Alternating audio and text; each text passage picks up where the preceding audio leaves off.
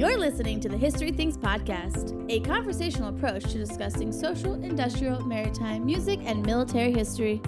Join us and our special guests as we dive down the rabbit hole of your favorite stories from the past.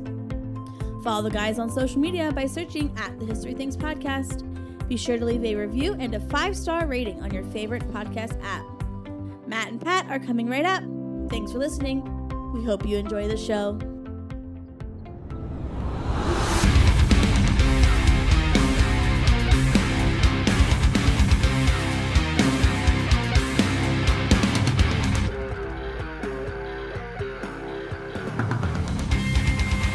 What's up, everybody? Welcome back to the History Things Podcast. I'm your co-host, Pat McGuire, joined as always by my good mate here, author, historian, park ranger, possibly U.S. Army Ranger, Navy SEAL, astronaut, Black Ops, CIA. Who knows at this point? Matt, you surprise me every episode we do. Of course, ladies and gentlemen, one of my very best friends in life, Matt Borders, Matty B. How are you? Welcome to the show, big guy. Doing good, bud. Looking forward to, well, not only looking forward to jiving in, but glad to be back. And we have got another heck of an episode for you, folks. Diving back into Europe, World War II, European theater, with our good friend, AveryLentz. How did it feel to rotate off the front for a little bit? Get a hot shower there, get some hot chow. You know, we're like easy company getting that one moment, but they're saying, pack your stuff, fill out your wills. We will not be returning to England at this point, right? Right, exactly. Although, spoiler, that doesn't jive with the way the story is. If you've been listening since episode 1, we actually haven't gotten to the we're leaving England forever part yet, but it worked. Matt, by the way, in the intro, how many new jobs do you think I can heap upon you before you finally just lose it? Well, I've been trying to downplay that. The CIA was furious that I just mentioned that you do Black Ops for them right there. Langley called instantly. Like, are you wired? Are you wearing a wire in the studio? They've already shut the show down. I'm broadcasting to nobody. All right, all 6 of you who have been listening, thank you. It's been... Anyway, I'm excited that we finally got to World War II, Matt. We have spent a lot of time covering stories that are our favorites, like always, but are familiar to us, not just as consumers, but as interpreters ourselves in a lot of ways. Stories that we get to tell. This is the first time, or among the first times, we've covered a topic that I'm extremely passionate about, interested in, but I'm just a consumer of the information here. Right. I'm not a direct interpreter of this. This is not something I can even do remotely more than just straight casually. And right. You better be a layman if I'm doing it, because if you know anything, you're going to be like, oh, Pat, you're wrong there. So this has been a very exciting experience, and we've had our very, very good friend AveryLentz in studio for both of these episodes, both back in April with the Pacific Theater and once again this May with Europe and North Africa. And it's been also really cool just to see our good buddy, sort of shine in a way that we don't normally get to see him. 100%. Normally we're talking Civil War or civil rights, and we do a good fair bit of that conversation in both of these episodes back in April and here in May.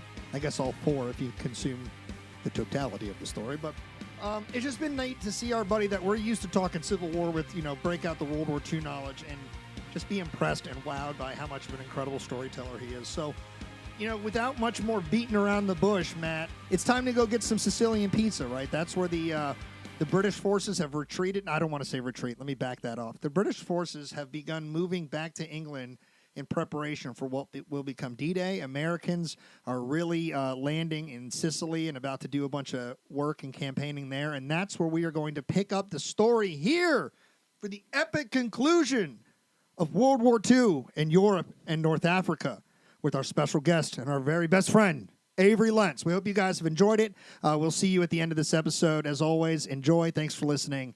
We'll see you soon.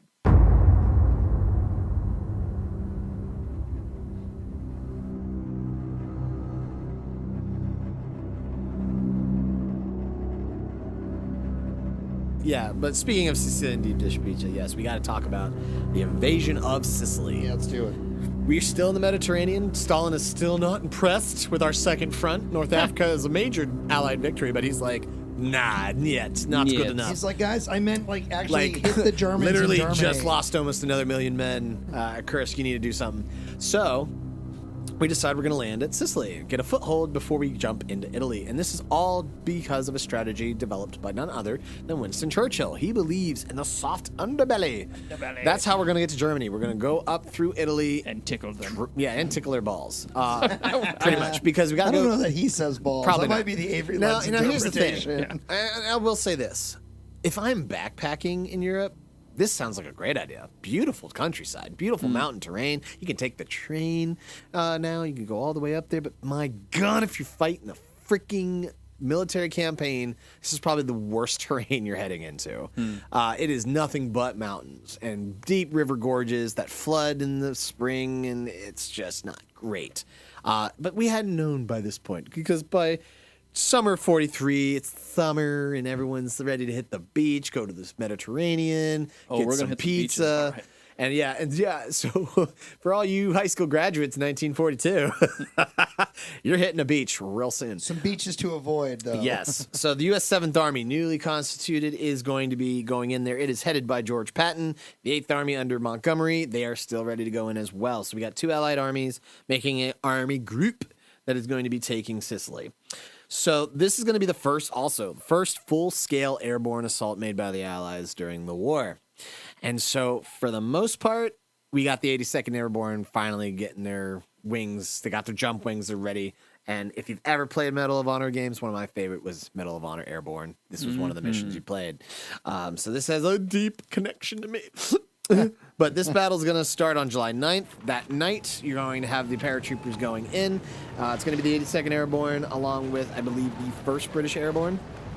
And they're going to be using C-47s, so it's flying boxcars. They're going to try to get across the Mediterranean. They're flying out of North Africa, going over to Sicily. So they got a long trek, and they're supposed to be covered by the Allied fleet that is still, like I mentioned, they're fighting U-boats. They're protecting the landing fleet from the U-boats that are harassing it, but there is no major German naval threat nor Italian threat. I mean, there's Italian ships around there. They're getting lit up by the Royal Navy. Italian subs are not dangerous, but they are delicious. Shut up. I'm trying not to eat that sub right now. But nevertheless, the paratroopers, during these drops, they're going to be scattered due to bad weather and inexperience. To make matters worse, as they were flying in, a Axis air raid was happening. And they're going to appear over the Allied fleet. Literally, it's almost as if they're at different elevations, I believe. So it's not like you had German Heinkels passing C-47s like, huh? No. They are just the sound of engines in the sky in the night is going to make a lot of the Allied fleet very jumpy. So when, unfortunately, they hear planes overhead, they think German bombers. So they're going to start shooting up into the sky, and they're actually hitting the C-47s carrying the paratroopers. No God. So you have whole planes getting literally knocked out of the sky by their own friendly fire. Not great. It's a show, but nevertheless, they get on the ground, and even though they are all scattered due to this, now this is going to be a worse scattering than anything that Normandy claims. But nevertheless, the 82nd Airborne, they hit the ground, and they start conducting hit-and-run tactics against Axis forces, immediately causing chaos and confusion in the dark. And the morning of July 10th comes around, the beach landings begin. The 7th Army is going to be landing at the port of Gela, G-E-L-A, while the 8th Army is going to be landing at Syracuse. The Allies are going to establish a beachhead very quickly, and then they're going to defend against Axis armor. Now, Italians are going to initially contest the Allied landings at Gela, but they are going to quickly be driven back. The 1st Infantry Division is going to be one of the first units to lead the beach assault. They're going to create a beachhead, link up with some 82nd Airborne boys, and then they immediately receive assault from German panzers. Nevertheless, they're going to hold, and as will the British beachhead at Syracuse. So this is where the tasks get broken down. General Harold Alexander, who's commanding this army group, his plan is to first establish his forces on a line between Licata in the west and Catania in the east before embarking on operations to reduce the rest of the island. This always makes me think of The Godfather because of all the Sicily scenes anyway. Does this landing look like landings we've seen in Japan and its islands? Not Japan, actually, in the Pacific. Because the beach defenses aren't that formidable at Gela, or there's like not concrete bunkers here. There's not even real pillboxes or anything. Are they landing on more of a tourist beach with loose entrenchment? Kinda like you got the port and then you got the beaches and it's just open swaths of sand. So then my next question But they're also is, attacking up All right. because Sicily's a mountain island. Right. So my next question is does the logistics look the same from the Allied landings? Like, are we using the same LSTs, LEVTs, yep. Same stuff And here's like that? and I'm glad you mentioned that because I haven't really mentioned it yet. So, like I said, we're fighting two theater war here, so resources are limited. So people have asked, like, man, why does it take so long? Why are we not having success where we should be in this theater? And it's like, listen, resources are strained because you are fighting two different theaters. Not only that, but in the same theater, you got multiple campaigns. So while Sicily's going on, while Operation Husky, that's the name that I almost forgot. It's a great name for That's an a great operation. name. Operation Husky's underway in the summer of 43. Literally, the planning for Operation Overlord had started in May. So troops are getting consolidated in England while the fighting in the Mediterranean is happening. So with that in mind, Eisenhower is rising in the ranks. He is overseeing these operations from multiple army groups. He has not yet been made. Actually, no, by this point, yes, he has been made Supreme Allied Commander. He has established his Supreme Headquarters of the Allied Expeditionary Force, that's SHAEF, in London. And so he is overseeing this operation, and Churchill is whispering to Eisenhower, yes, you want to stay in Italy. You want to go up that soft underbelly. And Eisenhower's like, bruh, we're like definitely not going to do that. Like, and it's actually going to create some problems and consternation within the Allies over these plans. And also, Patton has done nothing but bitch about Montgomery this whole campaign for Sicily.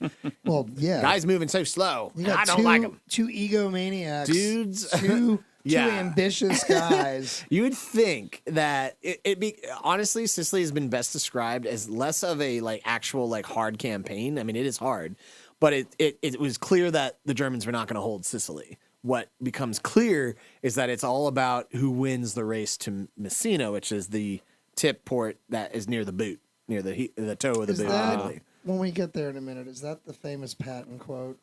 Like when Eisenhower is like, do X.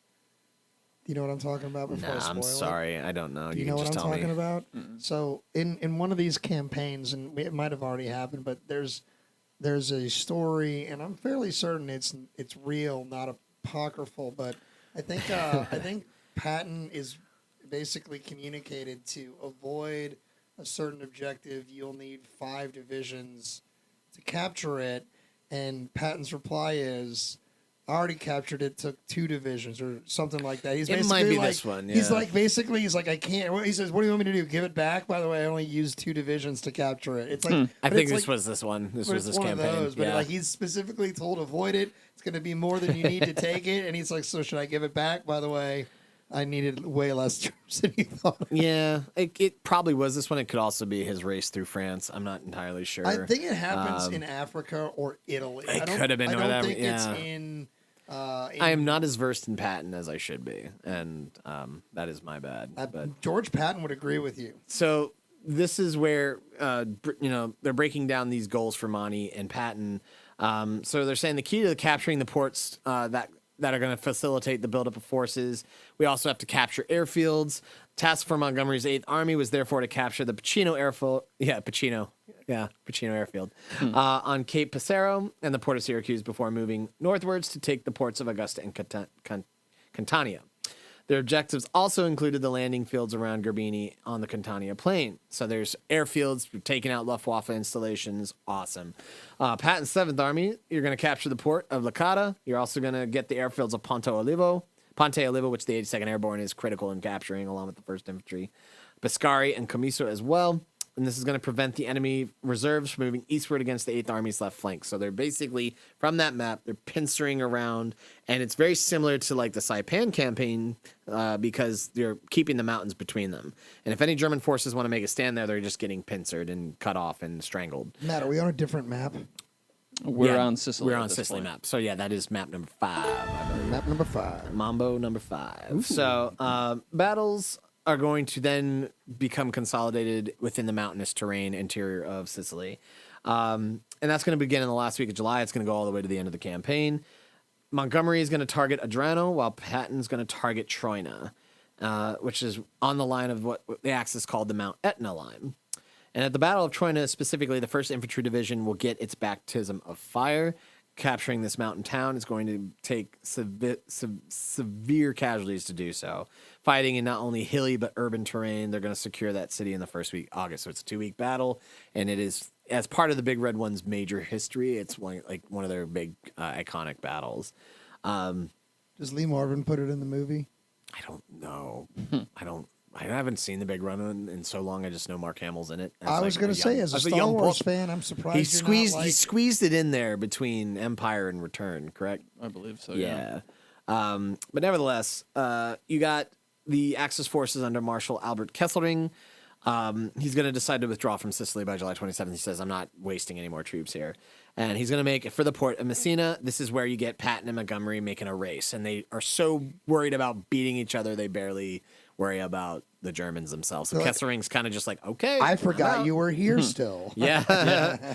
And because of this lack of coordination, Germans are going to be able to evacuate about 52,000 Germans to Italy. Wow. So because of that, everyone looks at Sicily as kind of like it's not as important as Tunisia. It's not as decisive as Tunisia, but nevertheless, it's another notch in the belt. We got Sicily conquered. Now we can put air bases here, and we can start bombing Italy. We can start bombing southern France. We can start bombing Germany from the south. Right. So we're getting into that period of the air war of 1943. But the Sicily campaign will be significant because that same summer on July 25th, 1943, Benito was deposed. And he will be disposed of. Well, he's in prison. Yeah. And in late night, and just to jump ahead a little bit, in April of 1945, with Allied victory imminent, him and his mistress Clara Petacci attempted to flee to Switzerland, but were captured by Italian communist partisans and then executed on April 28th, 1945, near Lake Como, and their bodies shot and then hanged. Yep. Shot, and their bodies were strung up by the heels outside a service station in Milan. Damn, Italy. And so back to 1943. This means that Italy will now what is called the Kingdom of Italy, or the Free Kingdom of Italy. I believe it goes by multiple names. It's going to become part of the Allied forces on October 13th, 1943. But before they do that, they want to make sure that the Allies can at least get a foothold on the Italian mainland. And wait, so the Italian government that exists is like, psych, we're switching sides now. Yeah, Italy switches sides. There's a very funny meme of a Discord chat with the Axis forces where Germany's like, listen, guys, I know things look pretty bleak right now in 1943, but I think if we stick together, we got this. Because it's like Japan, Germany, and Italy. And Italy's like, yeah, about that. And it just shows Italy go to the other team. And he's like, no. It's really funny. But Sicily was kind of a taste of things to come because the U.S. 7th Army is going to lose roughly 8,781 casualties, of which 2,237 were killed. British 8th Army is going to suffer 11,843 casualties.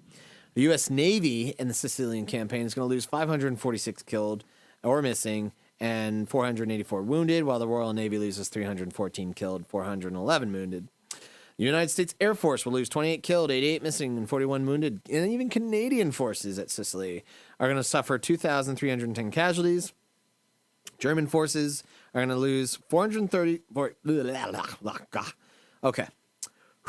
German forces at Sicily, they're going to lose roughly 27,940 casualties. And according to the historical branch of the Italian army, Italian military losses for Sicily were 4,678 killed, 36,000 missing. That means they're most likely not even really according to that stat, they just literally left. That's desertions. They're really killed. Yeah, or really killed probably. 32,500 wounded and 116,681 captured. So Sicily is the straw that breaks Benito Mussolini's back. Can I ask a question, Avery, and also to you, Matt? And I'll be very honest, it might be rhetorical. I'm not sure there is an answer to this, but as you do that, and you read off those stats, yes, I'm like disappointed in myself because I can't tell like where it happened or if I can get it back, but we've studied the military and war for so long that those were just numbers to me. Yeah. What's insane is those are human lives. Every single one of those numbers. Single one of those numbers you've thrown out in this episode, in the Pacific, in dude, all the way back to season 1 when we talked about the Fredericksburg campaign with you. I mean, think about it. It's like in just the AveryLentz airtime on the History Things podcast, We have covered millions of outright deaths. Yeah. Casualties on top of it. You know, it's like, I don't know where I lost my ability to. Is it a coping mechanism? Like, what is it? But it's like, I know we're talking about death and maiming, but like, I'm so like unfazed by that now. And it's like, what do we do? And this is maybe the rhetorical part of this question. As interpreters, how do we get back to connecting to that so that we can then turn that around to our audiences? Through the men themselves, through the stories of the soldiers, the civilians, the fighting men and women of these armies, and the people that are affected by these armies. I think once we get back to the individual level, that's when the humanity comes back in. Because you're right, there is only so much you can do for looking at the stats. You can tell yourself that it is human lives, it is terrible losses, but the fact of the matter is, because we need to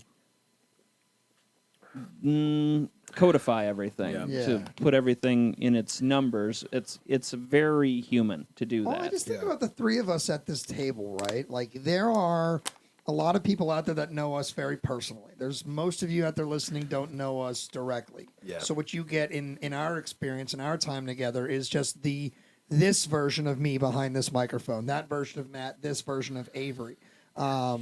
We are the three of us, complex people in our personal lives, love lives, professional lives. Yeah. And you think about it, it's like every single number in those statistics, Avery, are like us. Yep. They are the same complexities, and it's like that. Just I get disappointed when I actively am like, that's not phasing me. That should phase me. That is entire townships. Yeah, that is entire cities that are just wiped. If you put it into population terms, it's like, and far beyond that when we're talking Eastern Front. Exactly. I can't even fathom it. It's really tough for me. I think it, like you said, it's a coping mechanism for me because I just like when I sit here long enough and I think about it,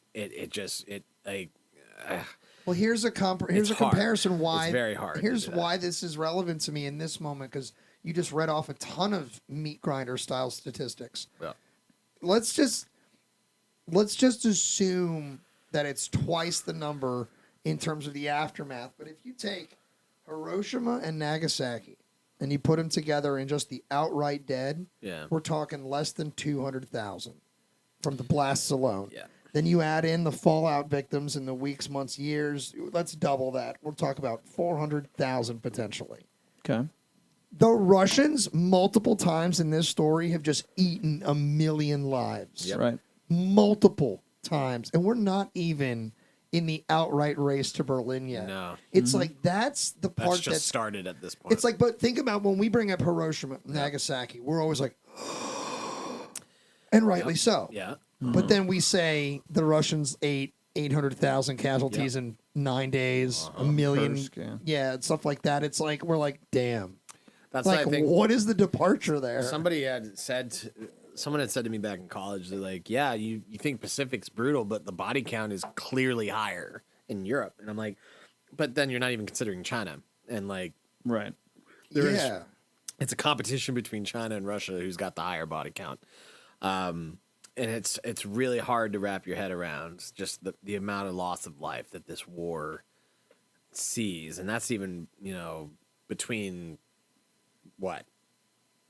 Let's just say 39 to 45. That's not even accounting for what Japan's doing to China. And that's the thing. It's like without focusing on that. This was like 15 years. This could be its own episode. Is this stuff? But it's like, think about, like, we're talking military deaths. We're talking political deaths. We're talking ethnic cleansings. That this isn't just a war that's like World War I. We basically got to focus mainly on military deaths. Now we can extrapolate and go down rabbit holes because obviously there's the Armenian genocide. There's a lot.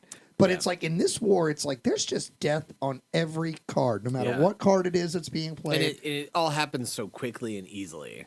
Like, I think that's something from Masters of the Air that I really took away from that show is like, these guys go up and you could lose 10 guys just like that. And it's like, well, okay. Like, you know what I mean? Like, it's not like they don't care. I'm not trying to sound heartless. It's just like it happens so fast. And by the point we get to this war, it's just the arithmetic, that deadly arithmetic that we hear so much about when we talk about war. I mean, we in our own episode it's right hard now, to Avery, fathom we that. have to have topped over 1 million deaths. Yeah. Like, And it's 43. Easy Yeah. at this Yeah. point, just like conversationally. So I'll get off the soapbox here, but I just like, if you find yourself similarly kind of like numb to this out Yeah. there, like it's weirdly okay. Now you should don't beat yourself up about you it. should stop for a moment and try to put yourself back and remember, but like this is a weird subject. Yeah. It's overwhelming, especially to those of us who didn't live it personally. Right. We're trying to understand these horrible moments in time way after the fact from the safety of our nice podcast recording studio. But it's just I felt that was important to acknowledge It because is, I was and I'm glad I you was did. Yeah. actively catching myself being like, this should move me more. Yep. And it does move me, but it's like we should say that out loud. Like these are numbing numbers, Yeah, dude. Like they we are. have talked about so much death at this point, and Yeah. there's so much And more that's to why I come. like to include that, because sometimes I've gotten the complaints of like, why are you just wasting time on the casualty numbers? And I'm like, because you got to have that reminder. You have to 100%. have, these are People. people. 100%. This is the cost. And it's not even just This that is- one person. This is the cost of liberating Europe from tyranny and evil, pure evil. And of course the body count was going to be high to do that. But nobody realized it. And like, I can't imagine being a 20-something kid in the middle of all this. You could almost That's remove the like- term "lives destroyed." Those are families destroyed. Sure. Because it's not just the death is an isolated thing. Like wives, mothers, fathers, sweethearts, siblings, kids. Everyone's like, gone. Dude, it's Yeah. like you take out that soldier and your brain is focused on that soldier, but people miss that person. Miss that break. And that's There if their are- families aren't there are dead from voids bombs. Like that's the thing. forever. Like, you know, these guys could be fighting a war, like I've said, and like back home everyone's getting killed. Like you That's know, the it's- craziest part yeah, about yeah. this. In all seriousness, for as much as we drop the fuck Adolf Hitler and fuck Nazis, like Yeah. it and all that is right. But like the average German soldier, right or wrong, still has a mom. Mm-hmm. And Well, like, they're people. and for Yeah. every one of them that gets rightfully probably killed on a battlefield doesn't mean that their mom deserves that void. Yeah. And it's like, it's such a complex conversation. So like Matt said, we'll get off the box here. Okay. But if you find yourself in that moment, like don't beat yourself over it. Because I do it actively on this show, either to protect myself or just to keep the conversation going. But I wanted to bring it up because I was experiencing it live in this moment. Well, it's an interesting comparison too, Pat, because the armies that are experiencing this massive conflict in Europe, in North Africa, on the Eastern Front, they do have threats to the home front. Yep. Whereas the United States, Everyone's safe and tucked in Right. the States for the Now- most part. for the most Yeah. part, now there is, by 43, of course, we're starting to take the blackouts seriously. We're starting to do things on the home front in preparation for something larger, but it never happens. So there is, thank God, there is, of course, tragedies that will occur in the United States, in Canada, in Mexico, this side of the world, due to World War II, explosions, accidents, so forth and so on. But you don't have an active war striking the civilian You population. don't have to have a civilian population looking up for bombers. Right. As opposed Interestingly to, enough, that's what my grandmother was doing. My grandmother on my mom's side was in Detroit, and she was a community, basically a community leader while Grandpa was overseas. She was in charge of her little section of street, and in case there's an air raid. Yeah. She So, has like- all of these little forms and instructions on how do you put out a magnesium bomb and stuff like that. And this is what was being, and of course rationing has begun. I've got a bunch of ration tickets and things from the Second World War era. So there are effects occurring on the home front for United States forces, but it's not the same as what's going on for the home front for everybody else. Yeah. Yeah. Well, on that note, let's get back to this arithmetic, because after Sicily, I think both, the Allied High Command, as I've already stated, they're planning D-Day. They're planning Operation Overlord. So after Sicily, a lot of the units that fought in that battle from the 7th Army are now being shifted up to England, and it's all in secrecy. Now, for the 1st Infantry, they fought through for example, fought through North Africa, fought through Sicily. These guys get to England and they think they're going home. Uh-oh. A lot of these vets are like, oh, thank God we're off the line. I think we're heading home. And then slowly but surely, it starts filtering down through the lines, through the ranks. Hey, no, we're going to be doing drills. What kind of drills? Amphibious landing drills. Why? Because you're planning for stuff. But there's still a campaign to be waged. So there are units that are now being diverted again to new theaters. And we have another brand new American Army that's going to be made out of the 7th Army, out of elements of new units coming over, and that is the U.S. 5th Army under General Mark Clark. And he's going to be one of the commanders that we see rise during the Korean War. But this is where he gets to start. And he is a very good friend of Eisenhower, one of Eisenhower's favorites. Now, this is where I get super hypercritical of Eisenhower because I do not like Mark Clark. I don't think he is a good commander. I have had people compare him to Grant, and it's a affront to me. Well, you should take that seriously. You're in the Grant documentary. And here's the thing. So George Patton, I didn't mention it, his little slapping incident, it happens during Sicily. So he slaps one of these shell-shocked PTSD soldiers. And, reporters are there, so they see it, and he gets sidelined, and he gets sent to England because Eisenhower's like, I got to put him in timeout, but I'm going to use him for Overlord. And so Patton, that's how he ends up in decoy mode? Yep. Oh, I didn't realize he those slapped two things the were... out of somebody. I knew that. I didn't know those two things were directly related. And so he was initially going to be in charge of the Italian campaign, but because of that happening, he is benched. So Alexander Patch is going to rise to command the 7th Army, and a new guy, Mark Clark's commanding the 5th Army. And the 5th Army is going to be in charge of landing on mainland Italy. Now, the British had already done so at the Boot, on Operation Baytown, on the 7th of September. And so that's right across from Messina. They land on the boot of Italy, on the toe of Italy. But the initial invasion is going to be Operation Avalanche and Operation Slapstick. Avalanche is the landings at Salerno by the U.S. 5th Army on September 9th, the same day. The 8th Army under Montgomery is going to land at Toronto, which is on the heel of Italy. And the Salerno landings, unlike Gela, are much more heavily contested. U.S. 5th Army thought they had everybody by surprise at Salerno. The Germans used bullhorns as they see the fleet coming in, saying, "Come on in, we got you pinned, or we got you pincered, or in our crosshairs." And the Americans say, "Okay." So they come in, they storm ashore. The 82nd Airborne completes its 2nd airborne drop in the evening, and the beachhead is very much contested by German armor. From the minute Allied forces set foot on mainland Italy, it is not going well. But we are still successful in pushing off the beachhead. And you have the 8th Army on eastern Italy, 5th Army on western Italy. They start pushing up the Italian peninsula. The problem that they are going to encounter is the Apennine Mountains. I think that's how you spell it, or pronounce it. It's Apennine. Apennine Mountains. I don't know if you say. I'm not Italian. I'm suddenly starting to think about Les Mis. Oh, don't worry. No. Careful. But So in charge of the German defenses, because remember by this point, and we're getting into the fall of 1943, Italy's on our side. But there are still fascist Italian units that will stay within the German ranks. So it's not like all of Italy is magically with the Allies again. Right. There are the true believers who will fight alongside the Nazis still. But now we have Italian units starting to filter in. We're going to have Polish 2nd Corps joining the British 8th Army. Actually, I think they may have been. Well, they're a long way from home. Yeah, right? So remember our Polish forces that escaped Poland in 1939. Imagine being back in the fight by 1943, and now you're in Italy. So you are going to see a series of defensive lines. Albert Kesselring is in charge of the German defenses in Italy, and he makes a series of lines for them to go through. This is a new map. Yes. New map. New map. So, Matt, you see that map where you got multiple lines in different colors? Mm-hmm.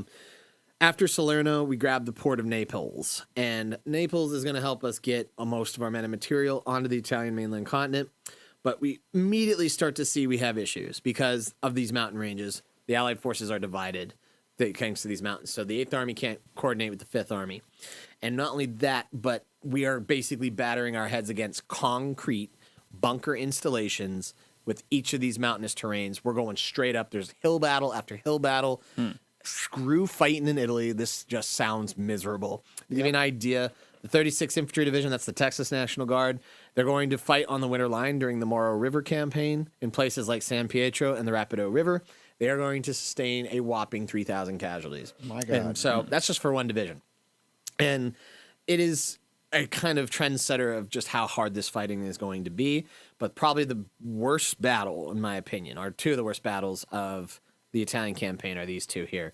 One will be Monte Cassino, January 17th to May 18th, 1944. Now, if you've ever watched Band of Brothers, one of the characters, Bill Garnier, he receives bad news before D-Day that his brother Bill is killed, or not Bill, but Henry, I think is his name. He's killed at Monte Cassino. And I remember being like, Monte Cassino, where the like Bill Garnier said. That's what he asked. Yeah, he's like, where the fuck's Monte Cassino? Where is it? Monte Cassino is south of Rome. And what makes Cassino, it's the town itself is Cassino, but Monte Cassino is obviously Mount Cassino, is the home of the Hilltop Abbey that was founded in 529 AD by Benedict of Nursia, Benedict of Nursia. And so it overlooks the entire town, and the Germans being, I won't say the Germans. I'll say the Nazis being assholes that they are. They entrenched all over the place. It's just nothing but mountains and ridges around the city itself. Fifth Army pushes right in with elements of the British Eighth Army as well. I think you could say Germans, by the way. Okay, yeah, goddamn. I think in this context, this is who Germany was at this time. Yeah, so this is part of what was called the Winter Line, or the Gustav Line. And it's just horrific trenches, horrific concrete bunkers and fortifications, the likes of which you can't even imagine. And you have to take all this by frontal assault. There's no flanking. There's no outmaneuvering. You don't have room. And you just and so this is where people compare Clark to Grant, because this is overland campaign. Well, I'm like, Grant had room to maneuver though in the overland campaign. Italy's narrow. Italy is a narrow stretch of peninsula, man. It's not fun. And so in the beginning of 1944, the western half of the Winter Line, anchored by German forces holding the Rapido, Gary, Leary, and Gargliano valleys, are just ringed with peaks and ridges. And this line, this Gustav line, is what is going to be so horrific. Lying in a protected historic zone, it had been left unoccupied by the Germans, although it was manned by some positions set in the slopes below the Abbey walls. So literally, you just had German trenches and installations all over the place. And so repeated artillery attacks on assaulting Allied troops caused their leaders to incorrectly conclude that the Abbey was being used by Germans as an observation post at the very least. So, along with these casualties, despite the evidence, it was marked for destruction. So, the destruction of this abbey, this like ancient abbey, has been one of the most controversial moments that the Allies are hit for during the war. But the attack itself into the city, it's going to pulverize it. I remember showing Matt a photo. I should have printed it out. By the spring of 44, the Monte Cassino landscape looks something like World War I. The entire town is gone. And literally troops are just fighting in craters and rubble, and it's just miserable. It's going to be attacked 4 different occasions between January and March. No headway. But shout out to my Poles. On May 16th, soldiers from the Polish Second Corps are going to launch the final assault on the German defensive position as part of a 20-division assault along a 32-kilometer front. And by May 18th, the Polish flag and British flag were raised above the Abbey ruins overlooking Cassino. Whose flag went up highest? Probably the Polish, but also probably the British. I don't know. The point is that gradually the Americans start the fight. Non-answer. I'm ignoring you. The Americans start the fight at Monte Cassino, and they are going to shift their forces gradually out, and that's why the Brits, the Commonwealth troops, and the Polish troops, they take over, because a lot of the American units are then shifted to my other least favorite battle of this war, and that is the landings at Anzio. Now, another Hollywood reference, you hear Tom Hanks and the late... what's his name? Who died? Tom Sizemore. Tom Sizemore. They're talking about the kid at Anzio. Yeah. So this is the landing, and I always wondered, what was Anzio? What's about it? Well, so the Anzio is going to be the task of the 6th Corps of the U.S. Fifth Army. It was actually a detachment, so it wasn't even part of the Fifth Army. It was its own independent command. And it's going to land behind German lines to help force the Germans back to their next line of defense. So this is Churchill's plan. Churchill came up with this whole idea, and he said, this is going to work. And the 6th Corps commander is a guy by the name of Major General John Lucas, And neither Lucas nor Clark have any confidence in this plan because Churchill created it, and they lambast him because of Gallipoli. They're saying this guy, the architect of Gallipoli, is the one coming up with this. This isn't going to succeed. First of all, as you said, weak commentary. It's a weak commentary. Like, Churchill's not the architect of Gallipoli, first of all. Well, he kind of is. He just didn't blunder it. But, like, secondly, the thing is that Clark and Lucas did not do their jobs as commanders. You don't freaking go into something and half-ass it just because you don't like who came up with the plan. True. Like, you have to commit wholesale and take it seriously. As soon as the landings start on January 22nd, John Lucas lands without any problems. There's no opposition. He walks ashore. They actually capture about 200 German troops in the area. But the problem with Anzio, and also the nearby port of Nettuno, is that it's surrounded by hills, the Alban Hills. And the Germans are going to put artillery in those hills. They're going to filter their tanks down through. And not only that, but there's marshland between those hills and the ports themselves, known as... I wrote it down. The Pontine Marshes, or the Dead Marshes. This is what really irks me about this. There is Italian resistance that meets the Allies at Anzio. They offer to guide them through the hills to bypass the German installations. Allied High Command refuses their help. Any particular reason why? I mean, I couldn't find a reason why. And I think that's a part of it.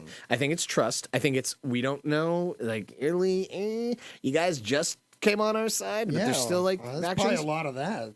The problem is, and the hindsight is what pisses me off, because I'm like, they were like, no, like, we're here to help you, and we're partisans. But what would you have done in that moment? I would have probably done a really screwed up thing and sent, like, a unit to basically be bait and find out.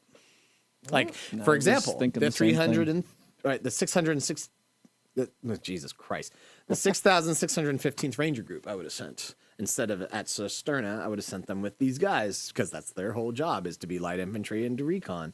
The point is that, I mean, after the initial landings on the 22nd, John Lucas is going to take a lot of time to gather his forces. He's not going to advance as quickly as he should have. And because of that, he gives Kesselring time to send forces to Anzio. And Kesselring is absolutely gung-ho about destroying everybody that landed at Anzio. The whole 6th Corps, he wants to bag everybody. U.S. 3rd Infantry Division is there. The British 1st Infantry Division is there. A part of that Ranger group is going to be the 1st, 3rd, and 4th Ranger Battalions, as well as the 509th PIR. They're still making jumps. Unlike Sicily and Salerno, as I said, there's nothing to contest them. But as soon as the Germans get their guns up on the Alban Hills, they are in clear view of the Allied positions down on the beaches, and they're going to start just blowing the living shit of Anzio, not caring about the support lines. So this is where you have a lot of female whacks getting killed. These nurses, these female engineers who are ashore trying to be rear echelon troops, they're getting shelled. They're now under shelling. So there's actually female American World War II vets who could recall being under fire at Anzio.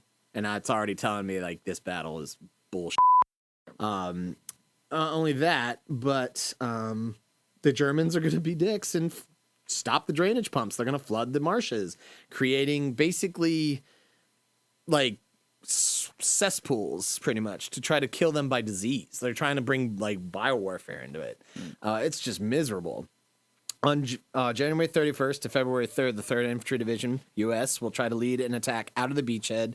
They're going to advance 3 miles on a 7-mile wide arc, but they're going to fail to capture the crossroad village of Cisterna. However, the 1st and 3rd Ranger Battalions will advance alone to the area, occupy the town, and quickly be cut off and surrounded by Germans. Of the 767 men of these 2 battalions, only 6 made it back to the Allied lines. Oh, my. This was literally meaning everyone else was either killed or captured. It was the worst defeat in the history of the U.S. Army Rangers at Cisterna, Italy, out of the Anzio beachhead. After the first month of being trapped at Anzio, Lucas graciously was relieved and sent home, but been brought back by Clark because he was a good friend and he wanted to be on his staff. He gave him his staff and everything. He will then appoint 3rd Infantry Division Commander Major General Lucian Trescott. I love that name, Lucian Trescott, who's a much better commander. Lucian Trescott's going to bring more reinforcements in from the 5th Army troops attacking at Monte Cassino. He's going to divert them back to the Anzio beachhead. So they're going to swell to about 75,000 troops. Kesselring, on the other hand, is going to bring about 100,000 troops to try to pincer them in. So really determined to destroy the Anzio beachhead. Eventually, the U.S. 34th and 36th Infantry Divisions will be shifted to Anzio, the former in March after multiple assaults frontally on Monte Cassino, and they're coming in limited strength. 36 ID will join in May. By the time they get to May, the numbers at the Anzio beachhead will swell to about 150,000. And on May 23rd, as the Polish Second Corps has just taken the last heights of Monte Cassino, finally, the U.S. 1st Armored Division and the U.S. 3rd Infantry Division start leading the way. They will capture Cisterna on May 25th, and they will finally break out of the Anzio beachhead. This, combined with Monte Cassino, pushes the Germans back to their next line. Now, this is where things get shitty. Trust Scott. They're not yet already? Well, this is the worst part for me. So all that was like 5 months of combat, right? You had Monte Cassino, you had Anzio happen at the same time. Right. Abysmal battles, but they both end in victory, Pyrrhic Allied victory, if anything. Truscott and the Sixth Corps want to drive directly eastward to cut Kesselring off from falling back to his next line, which is the Gothic line. That's north of Rome. Problem with listening to sick like Rob Zombie and Marilyn Manson, like ministry songs. Yeah, Ministry. Yeah. But the problem is Clark says no. I'm not goth. I don't know what Don't goth tack people listen east. to. Instead, he says go north and liberate Rome. We'll meet you there. And Truscott at first is like, dude, what are you talking about? Like, we have an opportunity to destroy the German 10th Army from falling back on their next line of horrendous defenses. And Clark says no. Now, I get it. Politically, you want to liberate Rome. I get it. But, like, this a is whole bunch of Catholics this is that want back you to to do this. it. We got to capture cities, and there's no strategic value of cities if we are not targeting the actual armies in the field. So that's another thing. I'm like, Clark is nothing like Grant, because Grant would be targeting those armies. He wouldn't be going after Rome. Right. So I'm just getting a little defensive about that. I'm sorry. By the end of the campaign, If you haven't seen Avery in the Grant documentary, go see it. You'll know why he will fight you about Grant. oh, Grant's his guy. your days up. The Allies in Anzio will lose about 7,000 killed and 36,000 wounded. The Germans are going to lose 5,000 killed, 30,000 wounded, and another 4,500 captured. The liberation of Rome will be a defining moment of the campaign, and they'll get there in mid-June. But this will be overshadowed, however, by another thing going on in June 1945. I was going to say, like, That we is can't the just, invasion of Normandy, sir. we can't just jump into it. We got to, like, step back a little bit. Oh, yeah, and I'm going to step back a little Okay. bit because I'm going to use this moment to talk about the air war. And unfortunately, I did not prepare a lot on this because there's a certain miniseries out right now that's got everyone's attention. So I figured everyone's probably pretty well versed on the B-17 story by now. But let's talk a little bit about that. So I love planes. Matt, you like planes? Pat, you like do enjoy planes? planes. I do love plane and planes. So imagine my dismay when I learned that the most dangerous job you can have during the Second World War, if you were an American service member, is being a crew member on a B-17, especially between the years of 1942 and 43, before we had an adequate fighter escort to get us to the targets. So the 8th Air Force starts operating in August of 1942, and other Air Force units like the 15th Air Force, they're going to establish foothold in North Africa in November of 43. And these two major units are going to be the primary bombing units. Like the 15th Air Force is bombing targets in Yugoslavia, like the oil fields at Ploiesti. Yeah. Excuse me. Shut up. And the 8th Air Force is going to be operating out of England. And they are going to be targeting targets directly in Germany. And the fact that these guys are flying into German airspace without fighter escorts, the kahunas on these guys, the steel bravery they have is something that is awe-inspiring to me. So the B-17s, they're known as flying fortresses. They got crews of 10. They got, 12 guns total on these planes? And, they got 2 in the nose, got top turret, ball turret, rear turret, port side, starboard guns. Yeah. I'm not even going to lie. I said it earlier, but, dude, the confidence that you have, Matt, about airplanes, like, I wish more people saw it. Like, you were just like, yeah, and then you counted it, and you were like, double yeah. It's great. Yeah, I just remember thinking to myself, this has got to be the scariest job you can have. And I've heard certain people, Matt, not you, Matt, but you and I both have heard certain people talk about how this isn't really exciting because all they do is fly, and they don't do much. They just sit in a plane and just do the same thing over and over again. Is this somebody that? No, we're not going to get into that. We're not going to get into that. World? Yeah, we're not going to worry about that. The point is that I was really irked know? by that because they said, being on the ground is so much more exciting. I'm like, well, here's the thing about being on the ground. You can dig in. You can make a fortification. You can hide in a foxhole. You can get fall cover. back. You can fall back. You can retreat. These guys have no cover at 15,000 feet, and they are getting shot up by literal 20-millimeter flak guns coming off these E-109s. Yeah. And just the flak fire itself, the 88 shooting up into the air. First of all, I don't take that individual seriously on any level, so don't sweat it. Secondly, because I know who you're talking about. Secondly, this concept applies to my exact sentiments on naval warfare. Exactly. Like, especially when you're when in we the talked era about of the like Pacific, wooden line of the ships or the Pacific. It's like, where do you go? Yeah. Like when your ship is just exploding, or when you're in a B-17, or like these guys that are going to like the PIR troops that are about to drop out of C-47s. Like, where do you go? Like, where do you go when you're pilots taking this to crew flag? bail out. You bail out when. But then get where that do you bell, bail out to? You bail Into out the to flaky Germany, air. and you bail out into enemy, like behind enemy lines. But that's why not only does that individual's criticism, it's bunk on a bunch of levels, but like that mentality is bunk. It's like, as Matt said a second ago, you have options. They might not be good ones, but you can dig low, you can run, you can maneuver. Yeah. Like there's again, they might be crap options, but you have options. When you're in the air, you're on the water, that's where you are. Yeah, and Pat, Good luck. before we keep moving through this, I actually want to ask you and Matt, because I really like this conversation. The one thing that Masters of the Air brings up is not the diversion, but the disagreement, I would say, between the British Air Force, the American Air Force on what works better, carpet bombing or precision bombing. So obviously precision bombing, the Americans, we bomb during the day because of the Nordum bomb sight. It helps us be more precise. And it was the second mostly guarded secret of the Second World War. However, was it really that helpful? We don't. I think Avery has opinions on I it. mean, it was better than what most bombers had, but Matt, we've kind of talked a little bit about this. We have a little bit. It's come under. It's a good thought. It is a good. It is It's a good nice thought, but it's come under reevaluation in more recent years by World War II historians that are far more read on this subject than I am. And a lot of those historians, but I've noticed, are British historians who, say that was ludicrous to bomb during the day. It was suicide. And so they did carpet bombing at night. And yeah, you're not really hitting targets when you can't see it, but that was not their goal. Right. Their goal is pure terror. Terror and flattening chaos. the landscape. Flattening the landscape. Yeah. And so I pose this to you guys. Like, what are your thoughts on carpet bombing versus precision bombing? What do you think? I mean, there's no right answer here. Right. I truly believe that. Well, what are your objectives? If your objective is Okay, chaos, then you get out there and you carpet bomb at night. Doesn't really matter what you do. But if you need to hit infrastructure. On that note, though, can chaos potentially be a strategic objective to affect how the war is going? But in the way that I think you're asking, I think it would be, for me personally, like I need to know what the actual intentions of the RAF are at this point. It's like, I get it. We have mismatched goals. Like everybody's goal is to mess up the German war machine here at this point. But are the Americans like, yeah, that's great, but we're not out to create outright chaos. We're about to just create military chaos. Matt, maybe Pat, you do too.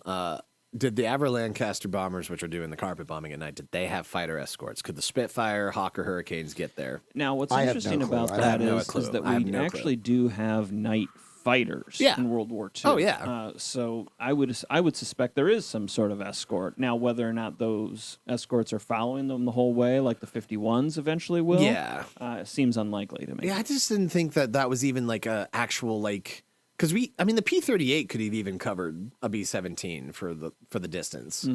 The thing is, I don't think it was really like a prerequisite. No. Like, that's not their primary concern. The idea is you bunch the forts together, the B-17s or the B-24 Liberators, whatever you're flying, and they just use, safety in numbers move. But like watching these German fighters just go through these formations, just picking guys off one at a time, it's frustrating because you're like, they did this for 2 years, or at least a year and a half. Like they did it from mid-42 for all of 43. And yeah, I mean, we're hitting targets. We're still getting the job done, but the loss of life is hard to fathom. For example, Masters of the Air, the 100th Bomber Group ran on their Munster raid. They had 15 forts, right? 15 forts. and only one made it back from that mission. Everyone else was either shot down and killed, or they had to parachute out over Germany. And these guys, this isn't the Civil War. They're not getting paroled. Right. Like they're in POW camps for the end of it, till the end of the war. Extreme American statistic in production at this point. I think we're about to be at the point, or we're already at the point where we're churning out like 5 B-17s or 5 B-24s like every 10 minutes. First of all, shout out to my hometown in Lycoming County, Pennsylvania. We were one of the steel manufacturers that actually put B-17 parts along with Pittsburgh. So Williamsport, Pennsylvania, Pittsburgh, Pennsylvania, Scranton, Allentown. A lot of the steel industry was cranking crap out like crazy, and all these parts being sent to Savannah, Georgia, to the factories where they're assembling the B-17s.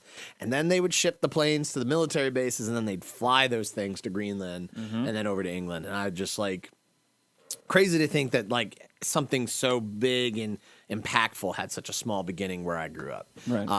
And what I've noticed is a lot of the guys in the VFW post growing up, they were all 8th Air Force vets, or at least 15. They were pilots. They were crewmen, and so it is interesting. By the time we get to 43, the production is at full speed at that point.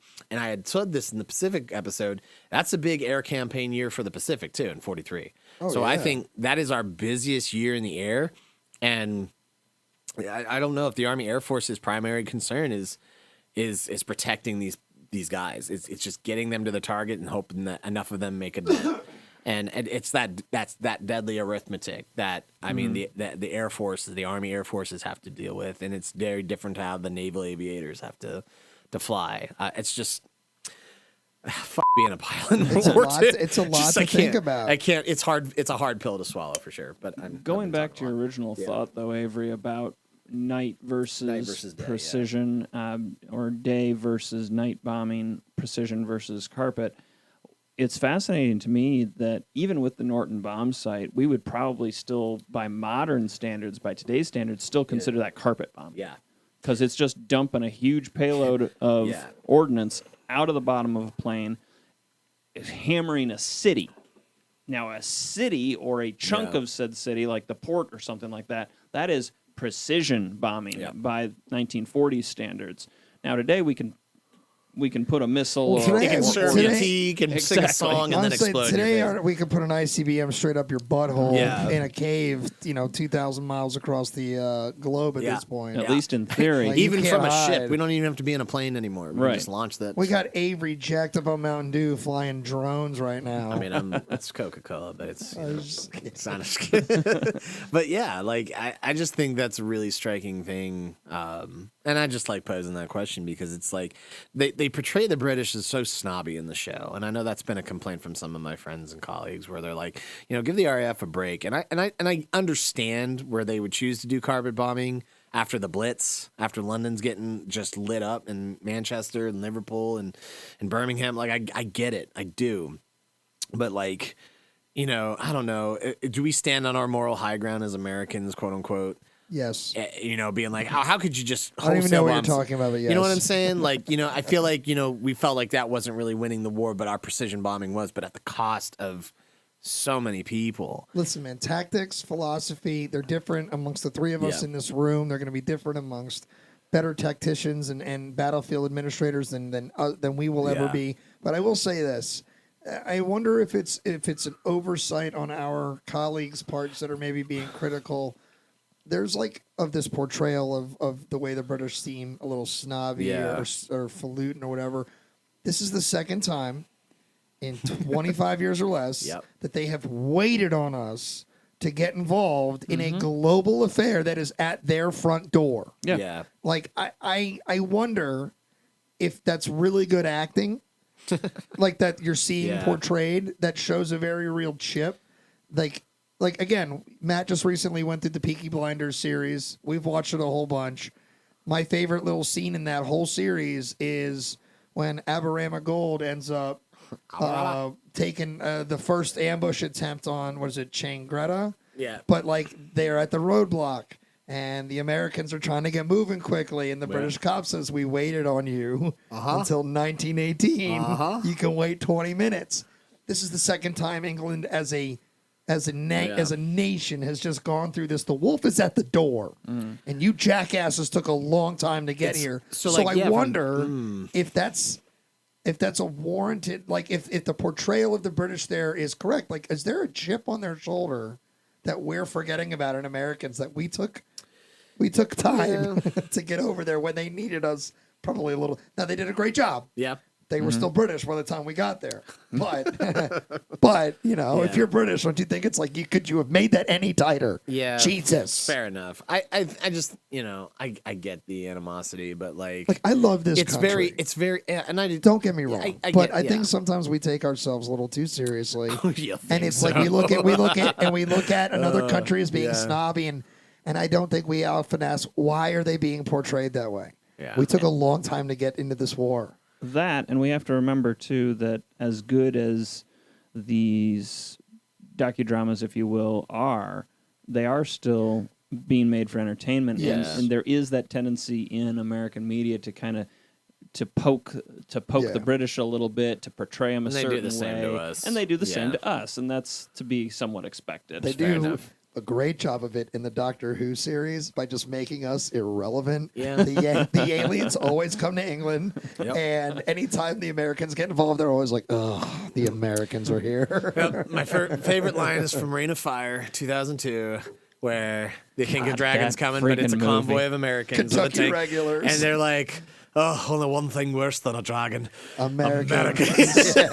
I'm like, friggin' movie. You're goddamn right. You're talking about a movie of stars before they were stars. I That's love that great movie. I love that movie. But seriousness, I've heard the same but thing, and I often just wonder if it's like, do we have a fuller understanding of maybe why the British are this way with us? They've been waiting on us a bunch, and I'm sure there's more to it, but that's got to be a factor here. Is the British are like, dude, like a part of our special relationship means you're here, and like you weren't here. No, yeah, and I think that by the time we get to like 1944, by the time we're planning this big undertaking that's going down, it changed. The game changes once the P-51D Mustang enters the fight. Your favorite. Hands down, one of my favorite airplanes in the history of man. I never seen a more beautiful aircraft, never heard a more beautiful aircraft, besides maybe this Supermarine Spitfire. I mean, are you talking in this era or ever? I'm talking ever. All right. It's a bold statement, I know. There is a plane in this room that you need to get hip to. Yeah, 14 Tomcat. Yes, sir. You should show some respect. Look, we're talking, okay, let's go propeller-driven, prop-driven aircraft, okay? P-51 made a cameo in the new Top Gun because it was a reminder of just how awesome our air power used to be. But here's the thing. Just saying, so respect the Tomcat. Oh my God, Pat. I swear to God. But the point is that the P-51 is such a big instrument of warfare by the time it enters the fold in late 1943, early 1944. Plane. Big beefy plane's got a V8 engine in it, Rolls-Royce, I believe, I think, right? Just like a Spitfire. Point is that as soon as it gets on the ground, they have this ability, or as soon as it gets in the air, no pun intended. So as it gets on the ground, it's not crash or landed. So they're escorting the V-17s to target, and they are now intercepting the ME-109s. And what's crazy is you're seeing footage of the B-17s flying straight. They're worrying about dropping their bombs, and there's dogfights going on in between the formations. Pure madness. And then I didn't know that. I don't know how there weren't more mid-air forces. Or how there wasn't more friendly fire because those those forts are shooting the whole time. But I'm sure there was. Oh, there had to be. But like, what's crazy about I think one of the more sensational stories to come out of this era of 44 is the rise of the 332nd Fighter Group, better known as the Red Tails. I was literally getting ready to ask when these guys get involved in the conversation. These guys get involved. They are part of the 15th Air Force, so they are stationed in Italy. They are going to help B-24s and B-17s get to their targets in Yugoslavia, in Czech, in northern Italy. So they're flying over the Adriatic. They're also flying into southern Germany. They're bombing like places like Bavaria or the Bavaria region. They're going after Stuttgart. They're going after I think Munster as well, a couple different targets and stuff. You know what? I just decided in this moment, this is what Tom Hanks needs to do. Because the two film offerings we have on these stories... The old one's not bad. No, the Fishburne one's good. The old one is actually pretty bad because I watched it today. And let me tell you... Well, yeah, it's no Let me tell you, the story is incredible. But for the other film productions we've got from the exact same era that came out in, that does not hold up. Whereas other stories do. And the Lucasfilm Red Tails movie was unfortunate. It's just really bad. Yeah, it's really bad. The digital scenes, cool, but then when they show... It still feels like Star Wars. No, it's terrible. But nothing against Star Wars, I'm just saying. Not World War II. But those... Don't touch me. Those stories are not justified by the films they got. No. So Tom Hanks, Sir Tom Hanks... And here's the thing. Get like, on it. And I'm going to only say Tom this. Hanks. I'm not going to... Masters of the Air, they are at least mentioning them, but they're like waiting to the penultimate episode to do it. And I'm like, as a person of color, I feel shafted. I really do. Because if you're gonna mention them, make them a more integral part of the story, or don't mention them at all. Because now I just feel like they're getting and by the way, honorable mention. The honorable mention. They which played I them up get. in the preview too. Now here's the thing. That episode premieres Friday, and I will let everybody know without spoiling how it is. I was proven wrong already by one of my complaints, so we'll see. But like these guys, the story of the 332nd, these guys they're first of all, they were flying P-40s, but like in 43. And that's an incredibly outdated aircraft. Well, yeah. By that point in the war. And they're holding their own against ME-109s, which it shows how talented these guys are, but also shows how their own commanders don't give a shit about them. Now, I will say the positive to come out of it, and the one good thing that the Red Tails movie did was the appreciation of these B-17 crews. Now, not saying the 332nd is the only squadron that sticks with them, because that was bullshit. But what I will say is, for white pilots to see black pilots risking their asses to protect them so that they can get their job done, it's a good message to see.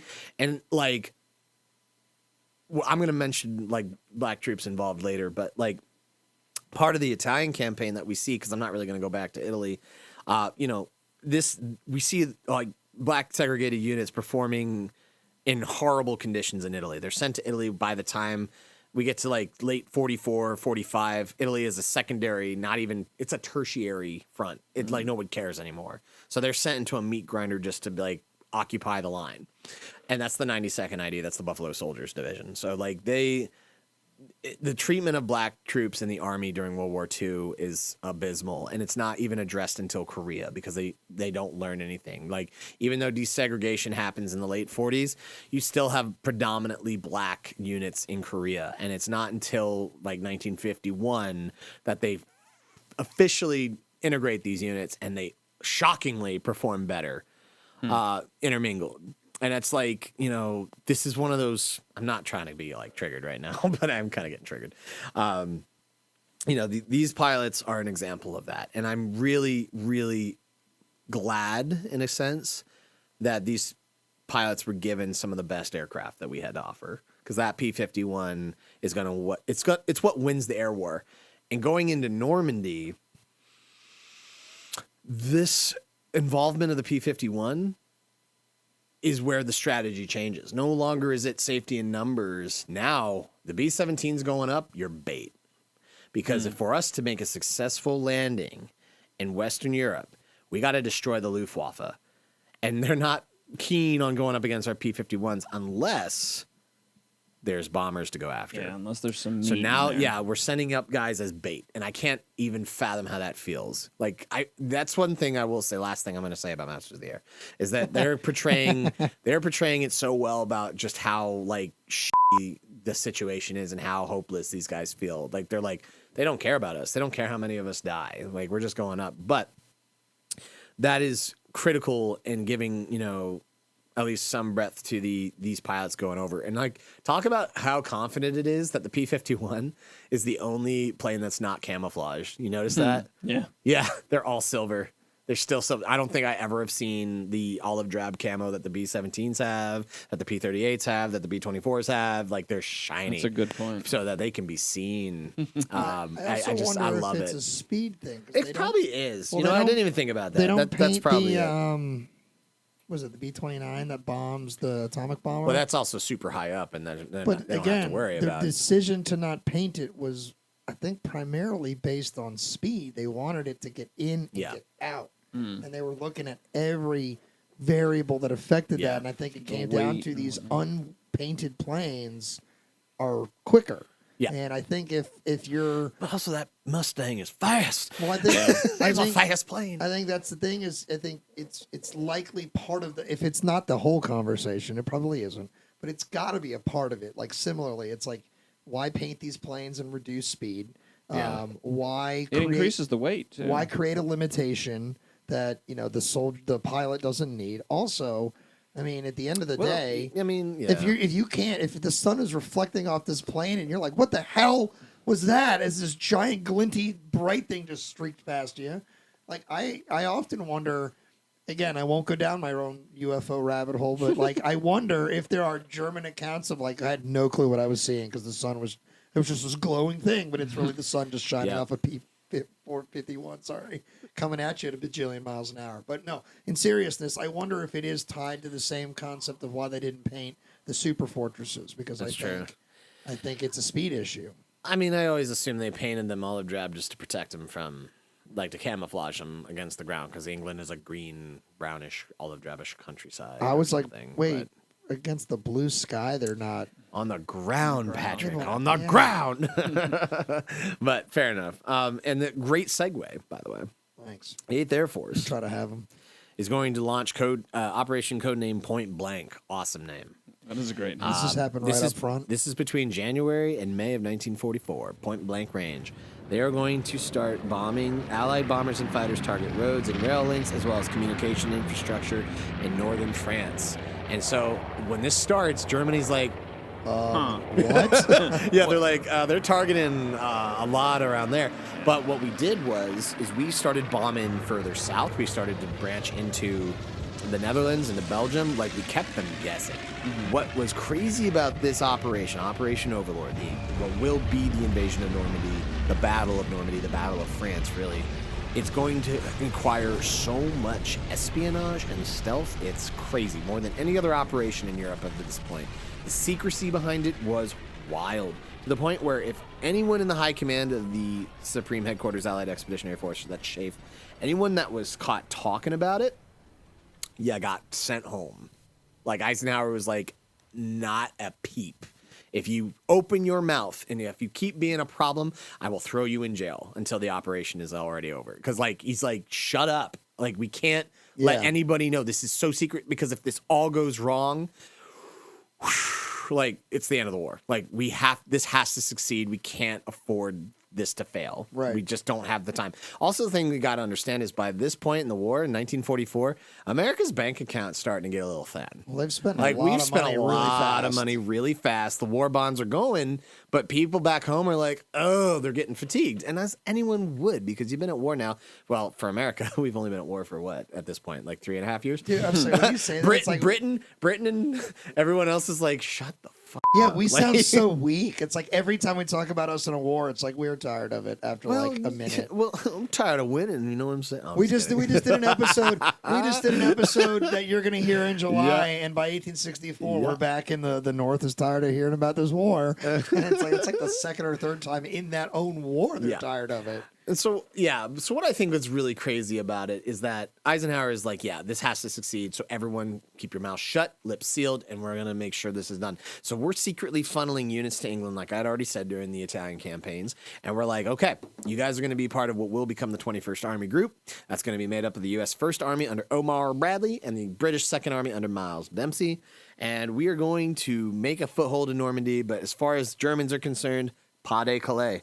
We're landing at Calais, because that's where the V1 and V2 rocket and we're going to put somebody specifically that they're looking at there. And that is George Patton with his dummy army, which eventually he's pissed about it. It's inflatable. It's inflatable. Yeah. But, I just feel like when Patton is like, man, I'm never going to get an army again, Eisenhower just is like throwing him the keys to the 3rd Army. Like, hey, kid. Thanks, Mean Joe. Thanks. Hey, he's not mean at all. Yeah, he's a pretty nice guy. But this is important, and I think we were discussing this with Jared and a little bit with you in the Pacific. It's like the Germans are looking at Patton. Yeah. Like they take Patton seriously. Because he's the guy that beat them in Africa. He's the American Desert Fox. Yeah, he beat Rommel, whether Rommel was there or not. And so he's the danger. Their expectation is that wherever he is the tip of the spear. And I wonder how much of that is why he kept his job. and not just like fired after slapping that guy. That's probably a huge That's part a huge of it. part of Is it. Eisenhower knows he's a problem, but also he's like, he's my problem. He's my Right. problem. Yeah, I douche, Brian. Eisenhower is a lot of things, but he is not a dummy. Yeah. And I am sure that for all the critiques of him, having not seen as much major combat as other generals had seen, it's like he's seen people, Yeah. and he's He seen knows the how to use value and people. reputations, and whether you love him or hate him, Patton's got one that will benefit you militarily because your enemy is scared. Yep. Of him. Whether it's deserved or not, they take Patton very seriously. And I would even say there's some like Lincoln Grant thing there where it's like, I can't spare this man, he fights kind of thing. Yeah, there's like something to be said for because that. one thing I will say, reading Rick Atkinson's like trilogy, we always think Civil War, all the Army of the Potomac commanders are like buffoons and blunderers and all this stuff. That's a lost cause narrative. Bro, It is. I know, yeah. I'm using it as an example, but bro, like, you want to get critical of some performances? Holy shit. I mean, just listen to our show. We do it a lot. Oh, stop it. I'm talking like American commanders, like John Lucas, for example, like, and in my opinion, Mark Clark. I mean, you got a lot of commanders making not the best judgment calls in the field, and like, for the reasons, that's why you see a lot of these casualties and stuff happening. And so I think in Patton's case, yeah, I mean, he's a bulldog and he just charges at you, but you know what? He still is a sound tactician and an even better strategist. And I like Omar Bradley's probably my favorite. Out of all the American generals coming out, I'm a fan of Bradley. Yeah. And so much so that, I mean, man, the dude rises to become the Army Group Commander, like for all of American armies. And Patton's kind of salty about it because he used to be his superior. But does he play himself in the movie? I wondered that. I don't think so. They got the guy who they got to look like him looks just like him. So I know Bradley's involved in the movie. Is he just advisor? I think he was just the historical advisor on it. Because for some reason I had it in my mind that he plays himself, and I'm like, how weird. Could be just Dale Dye again. Because he's the advisor on everything. What He movie then has he going to not maneuver been in? right in there, and then you're going to kill a capture that German. Which is funny because he's a Marine, which is not even Army. But anyway, point is. Wait, the Marines are not Army, Avery? Oh, Patrick. 10 hours into World War II, we just covered this. 9. Okay. Back to Normandy real quick. The coastline of Normandy. We got to talk about Normandy. Can we talk about Normandy for a while? Yes. Let's talk about Normandy. Let's wrap up Pas de Calais. So this is the decoy. We were wrapped, sir. No, this is the decoy because we went a little bit off. But also, Pas de Calais is also the V1, V2 rocket installations. So, like, we had been bombing the shit out of them. Pas de Calais is also the closest. It's the closest tip. And so, they not only. Here's the thing: is that Gert von Rundstedt and Ernst Rommel are both telling Hitler, like, if anything, they're not going to land there. They're going to land in Normandy. Like, they're going that way. And Hitler's like, 9. They're going to land there.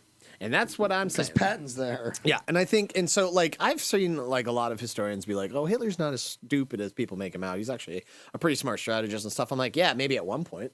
When he was, like, winning, when he was, like, doing well. But as slowly and surely as the Soviets are kicking the shit out of his forces in the east, and we're, making our way closer and closer, the dude is losing it. Well, the dude is losing his fucking mind. Hitler didn't adapt. Yeah, he couldn't adapt, and I honestly think that has something to do with why the killings in the Holocaust get worse. Because as he gets crazier, things get more brutal.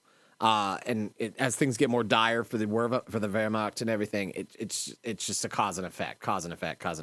But before I get off a tangent, we're convincing all the deception and the espionage that's going on. We are like bracketing the entire northern coastline of France as where we're going to end up. For the Normandy coastline, it's divided into 17 sectors with code names using a spelling alphabet. Shocker. From Abel, west of Omaha, to Roger on the east flank of Sword. 8 further sections were added when the invasion was extended to include Utah on the Cotentin Peninsula. Sectors were further subdivided into beaches identified by the colors green, red, and white. Allied planners envisioned proceeding the seaborne landings with airborne drops near Caen on the eastern flank to secure the Orne River bridges, which would be the roads to the Netherlands to Belgium, blah, blah. And then... Oh, that was gross. I'm sorry, guys. And then also to the north of Carentan on the western flank. So Carentan is a crossroad town. We're going to talk about that here in a minute.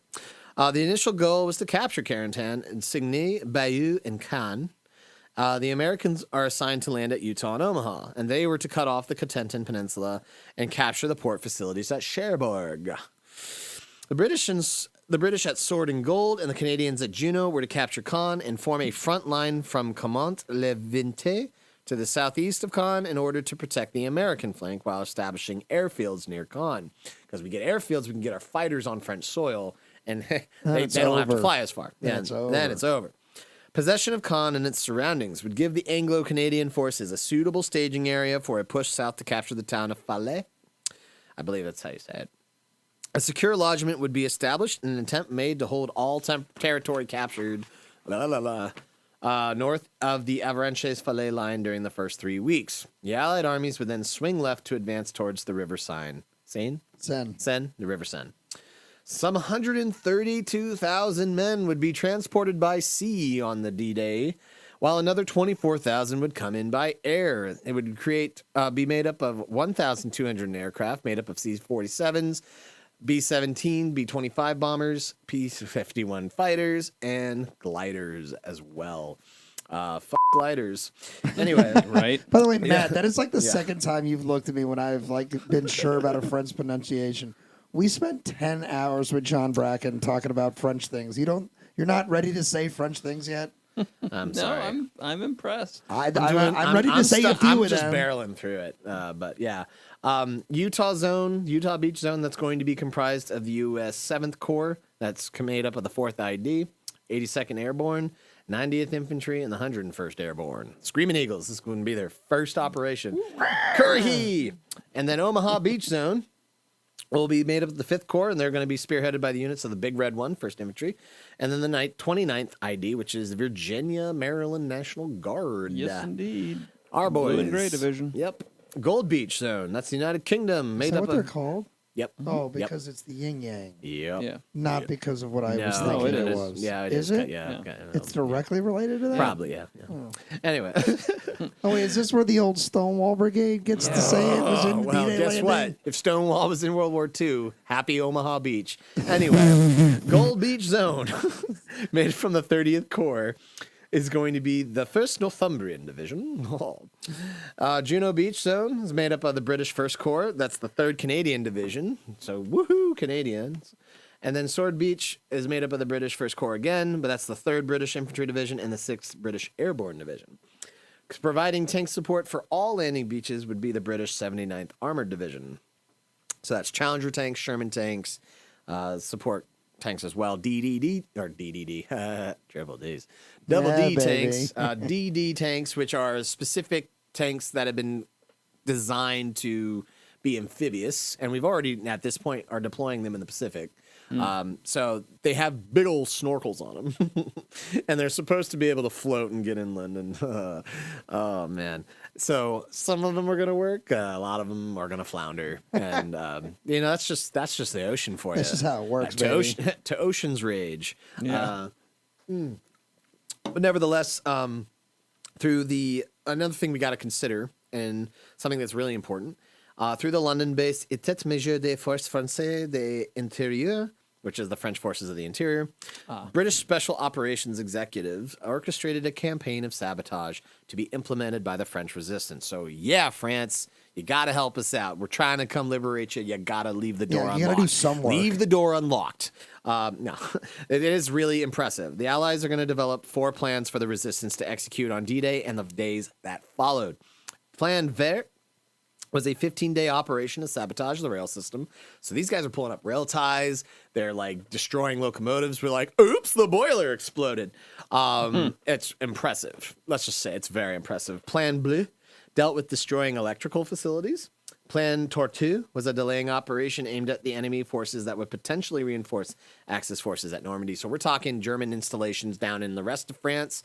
They're getting bombed. They're getting sabotaged. They're isolating the coastal defenses. I mean, they're not able to resupply. They're cutting telephone lines. They literally can't talk. They can't get new. They're blowing up people. Bridges. It's crazy. They're actually, the French resistance are going to be marking the drop zones for the Pathfinders, who will then be marking the drop zones for the rest of the airborne. So this was not going to succeed unless we had the French resistance on our side, which is very important. And then there's Plan Violet, which would deal with cutting underground telephone and teleprinter cables. So finally, we get to June 5th, which was when the day was supposed to happen. But of course, the weather in late spring, early summer of 44 is cloudy, rainy. The English Channel is choppy as shit. So they had to delay it. Channel Coast is socked in fog. No jump tonight. Yes. That's right. And I couldn't talk about Normandy without talking about this quote. You boys ready? Yep, Yes. let's do it. Soldiers, sailors, and airmen of the Allied Expeditionary Force. And this is real quick dovetail because Matt says I have a really good 1940s voice. You are about to embark upon the great crusade toward which we have striven these many months. The eyes of the world are upon you. The hopes and prayers of liberty-loving people everywhere march with you.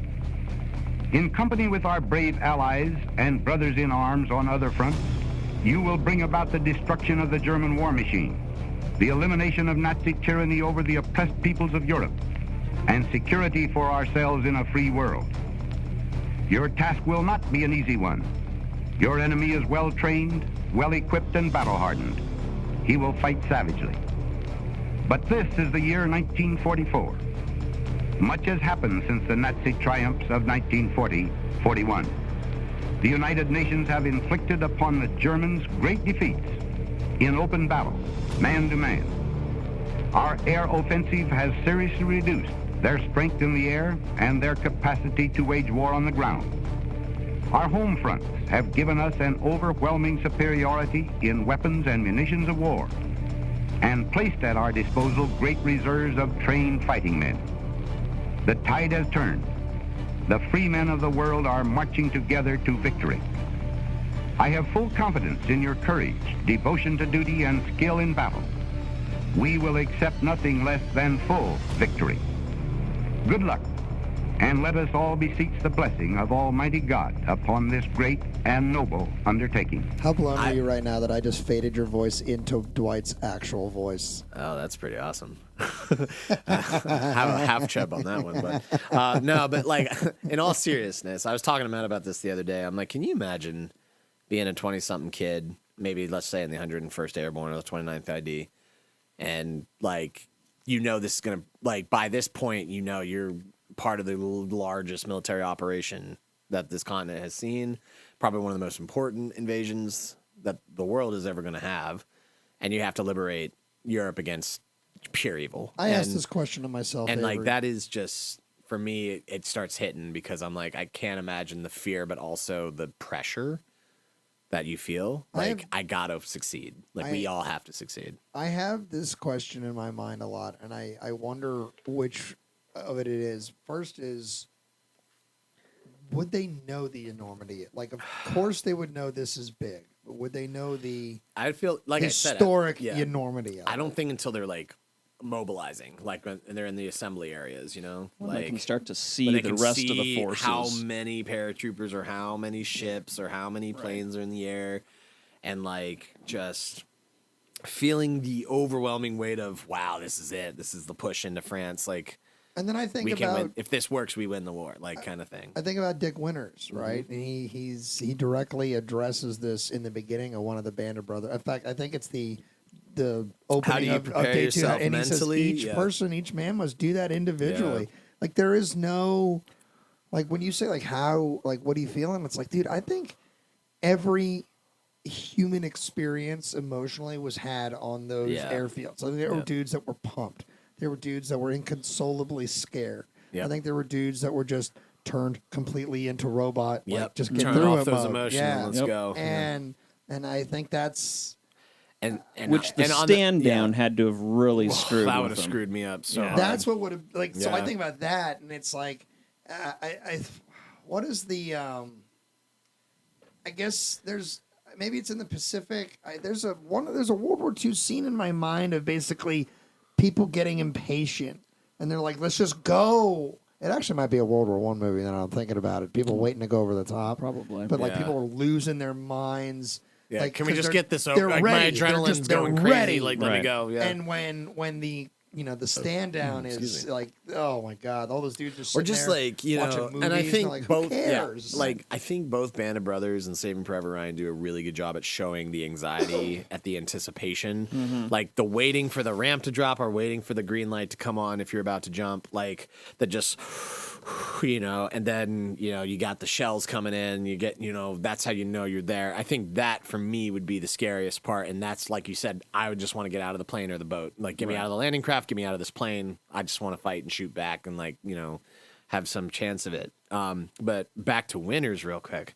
I do like how that's another emotion that you see, like when he addresses his platoon and he says, "Good luck, God bless, I'll see you in the assembly area." I'm getting choked up just thinking about it. Like, that's leadership, but also that's confidence that like we know what we're doing. We've been training for this for 2 years. We're going and like we have a job to do. Let's get the job done. And I think that kind of attitude is what sets this invasion apart from maybe say Husky or Avalanche or any of the other big drums or the invasions and stuff. This is the big one. This is for all the kahunas, all the marbles. Well, let's make it work. And I just, it gives me chills. It just gives me chills thinking about it. Is I feel like Ike accidentally does the same thing Lincoln accidentally does with the Gettysburg Address. Yep. He attempts to keep it short and sweet. Yep. Because the moment is not so much about him or the speech.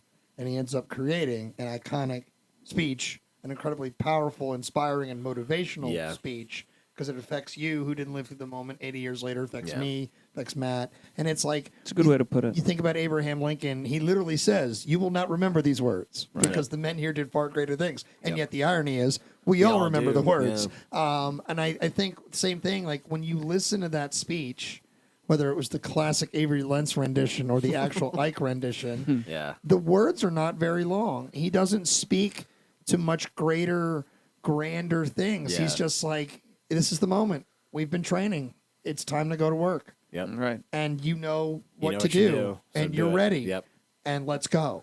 And it's like, that's awesome. Like, you talking about leadership. Yeah. Like, he didn't need to overstate a single thing. He just basically said, it's time.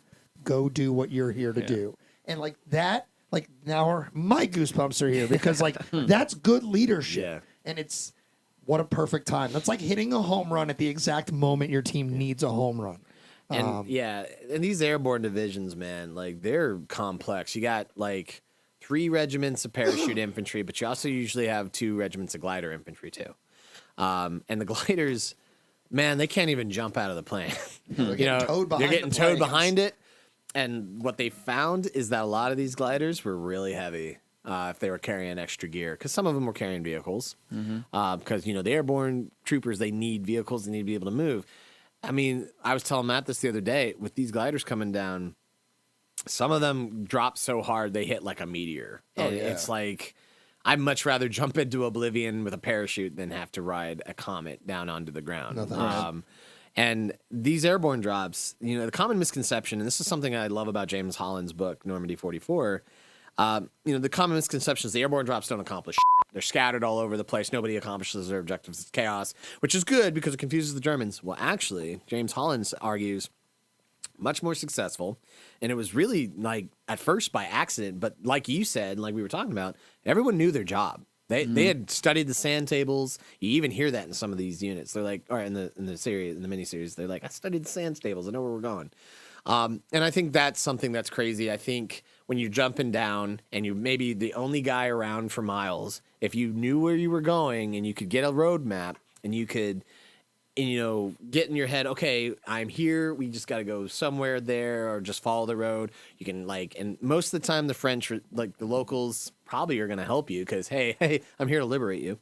But you never know because there's still Vichy French people everywhere. So you just never know who to trust. So terrifying, mind-boggling, but these airborne troopers are the first wave in. They jump on the night of June 5th into June 6th, and it is so like right on the money on the Cotentin Peninsula. Like the 101st is scattered, but the 82nd, for the most part, they're going to land and accomplish their primary objective on D-Day. They capture St. Mire-Église. They're going to push towards securing the bridges on the Martaret River, while the 101st Airborne, they're going to protect their southern flank. They're going to capture the lock on the River Douve at La Barquette. Obviously, they're going to also silence German 88 guns in the countryside, and that's where we have the fight at Breakcore Manor with Easy Company. And actually, it's just the whole 2nd Battalion. It's 506. And not when I say whole, we're talking they're fighting with like limited capacity here. So the fact that they're accomplishing these objectives with limited strength because everyone's so spread out. Oh, and they got like dudes from other units, and they're all got, intermingled. Like, random pickups of 82nd Airborne it's like guys. you said. It's like you said. Everyone knows the job. They've trained for it. Here we go. I think Winter's the first guy he sees is like a random dude. It's from A Company. But he's like not even in his company, and then like they immediately pick up an 82nd guy. They're and like they think one of us is in the wrong drop zone, or both of us, who knows. But like they do it. Now in comparison, the 6th Airborne, they actually all are on target. They drop right on the Caen Canal and the bridge over the Orne River, which is now known as Pegasus Bridge. They capture it. By the end of the day, all of their objectives are achieved, and so the eastern flank of the beaches is secure. And these 6 Airborne troopers, their job is to wait for the German response. Because it's coming. It's coming. But that's the thing about the German response. Gerd von Rundstedt, who is in charge of the OB West at this point, he is like convinced, like Hitler. He's like, okay, I think they're coming to Calais. When he has his flak fire going off on the night of the 5th and of the 6th, he's like, oh, that's probably just bombers, or that's like they're fake, they're decoys. That's the decoy. Yeah, right. And like his commanders are like 9. They're coming down all over the place. I have some news for you. Yeah, like it's wild to think about that. And Rommel's at like home for his wife's birthday party or something. Yeah, like he is that. nowhere. I don't even think he's in France. No, I think he's back in Germany. Yeah, he's back in Germany, and they're like, you need to get to the front. You need to get to the front now. What was really crazy is that, even like I said, they're causing confusion in the German lines. And there's not much the paratroopers can really do to like affect change because they're dropping in on fields that are flooded thanks to the Germans. And they had taken precautions. The Germans like weren't stupid. And because of that, the bocage that they're jumping into, which is this network of fields with hedgerows and forests. This is Fortress Europa. Literally, the roads are so thin in some places, Shermans can't get through there. Jeeps can't even get through there. So you got like guys on foot having to take objectives. And it's not until we get the idea, let's put a frickin' rake on the top of this M4 Sherman and just have them push through. Like that's going to take time. But the landings themselves, we're just going to blow through these real quick. Utah Beach, 4th Infantry Division lands and quickly secure the beachhead and immediately push into it. They're going to link up with the 101st Airborne around Saint-Mère-du-Mont, and they are going to land 22,000 troops by the end of the day at Utah at the cost of only 200 casualties. Wow. So Utah is like, let's go. We're Audi 500. A little different down the line, though. Meanwhile, even before we get to Omaha, Point du Hoc, 2nd Ranger Battalion, commanded by Lieutenant Colonel James Reuter, was tasked with scaling a 98-foot cliff with the objective of destroying the German 88s at the top of the bluff. They were supported by Allied naval destroyers out on the channel, and they coordinated really well with these guys. Unfortunately, the Germans are sitting at the top of the bluff with machine guns, MG-42s, and they're just picking guys off as they climb the rope. The battalion numbered about, I believe they said 600 guys by the end of V-Day, or by the beginning of V-Day, plus one, only 90 of them are able to fight. Most of them are wounded, they're not dead. Like when I say that kind of casually, admit that most of these guys are wounded and will probably be back in rotation, but there are quite a few deaths. And they got to the top of the cliff and found that the Germans had moved the guns anyway. So what did they do? They went and found them, destroyed them anyway. That's goddamn right. Good. Rangers lead the way. Yes, they do. So that is Point du Hoc. Further down the line is Omaha Beach, obviously. Landing in the sectors is going to be the 16th Regiment of the 1st Infantry Division and the 116th Regiment of the 29th. And they're tasked with securing Omaha, and they were told they were only going up against a regiment. They were actually going up against the entire 352nd German Infantry Division, which is the only German unit that actually is going to hold its ground. All the other German units, like at Utah, had pulled back. Some of the other German units on the other beaches had pulled back. They're not at full strength. This is a full-strength division, and they are there by accident, and they are just ready. They're just sitting there ready to fight. So that is when the ramps drop, they just hose the American troops coming onto Omaha Beach. Because of the stiff resistance, the beach isn't. These guys aren't able to. They're not able to push off the beach until noon, and they're not able to secure it until nightfall. So the guys on Omaha had made the least progress, but only because they had met the stiffest resistance. They start landing at like 6 At 6 a.m. It's just like 6 hours of just being on Of just the being beach. pinned down on the beach. They're finally able to push off at noon. The beachhead is secure, quote unquote, by nightfall. And so they are able to get within about a breath of Bayou and Insigny, but they can't actually achieve their objectives. And also the units are so badly mauled up that they need to get reorganized and refitted, and they need tank support. I don't think people even understand that it's not even on June 6th where they solve this. I mean, it's like 40 plus days where they finally open and link all the beaches. Yeah, well, so, we're I know we're not there, but just to speak to the yeah. complexity of all this, like, I'm no. baffled by 6 hours on the beach, and I just totally forgot that it's like a 40 plus day story. And, I mean, that we forget to those 6 hours on that beach were hell for everybody. But dude, there. I mean, like, holy moly! So if you're watching Saving Private Ryan, Tom Hanks and co get off the beach real fast. well, But they're also like they're the Rangers of the 2nd Battalion that were not on Omaha per se. They were at Point du Hoc, so that's like not. It's a little like don't history they thing. show Omaha? Don't so they say they're at like Omaha Beach? Yeah, they show they're at Omaha Beach. But I've said that I'm like most of the 2nd Rangers are scaling Point du Hoc. It's now you do see 29th ID guys, but you don't see Big Red One. There's not a single Big Red One in that scene, and I'm like, come on, Steven. Like, okay, because I was like it's right off the beach. It's a pretty big historical inaccuracy, but only if you're like a World War II historian. Well, point it out, AveryLentz. Well, yeah, let me just go right Steven Spielberg and say you fucked up, man. But You guys have no problem doing that with Indiana Jones. So, yeah, as opposed to 200 casualties on Utah, there were over 4,000 American casualties. Don't on ignore Omaha. that I just made a Star Wars Lucas reference. I'm ignoring George you. I'm Spielberg ignoring or you. whoever. Who cares? Yeah, the Omaha beachhead was at least expanded, and all the objectives were accomplished by D-Day +3. So it took 4 days, but they got them accomplished. Gold Beach, on the other hand, the Northumbrians landed under 75mm artillery fire. Now, those are French guns. So I'm like, those are French guns the Germans were using. Assholes. And they took it from La Hamel, but they were able to push ashore and capture La Hamel along with Aeromanches by the end of the day at the cost of 1,000 casualties. And the Brits just go, oh, that's the day's work, and they just go. Juno Beach, the Canadians, they're going to be delayed due to the incredibly choppy surf at Juno. And they were also covered in artillery fire, so they couldn't really push off yet, but they're going to be out of there by mid-morning, so it takes them about like 4 hours to get off the beach. And then they go right into assaulting the Benis-sur-Mer, and that's going to take longer than expected. There's going to be heavier resistance, and that's going to cause traffic jams and congestion on Juno Beach. But by the end of the day, Gold and Juno are linked at the cost of 961 Canadian casualties. Sword Beach. The one beach where most of the DD tanks make it ashore. 21 out of 25 DD tanks get ashore to assist the infantry in pushing inland, creating multiple exits to Sword Beach early. So, woo, we're in it. A few units were able to get within a few miles of Caen, so they're like, we're ready to take the city. But they went way further than their tanks were ready for, and the Germans smacked back at them pretty hard. That's the German 21st Panzer Division. They nearly cut Sword from Juno, but were stopped by the British 3rd Infantry Division at the cost of 1,000 casualties.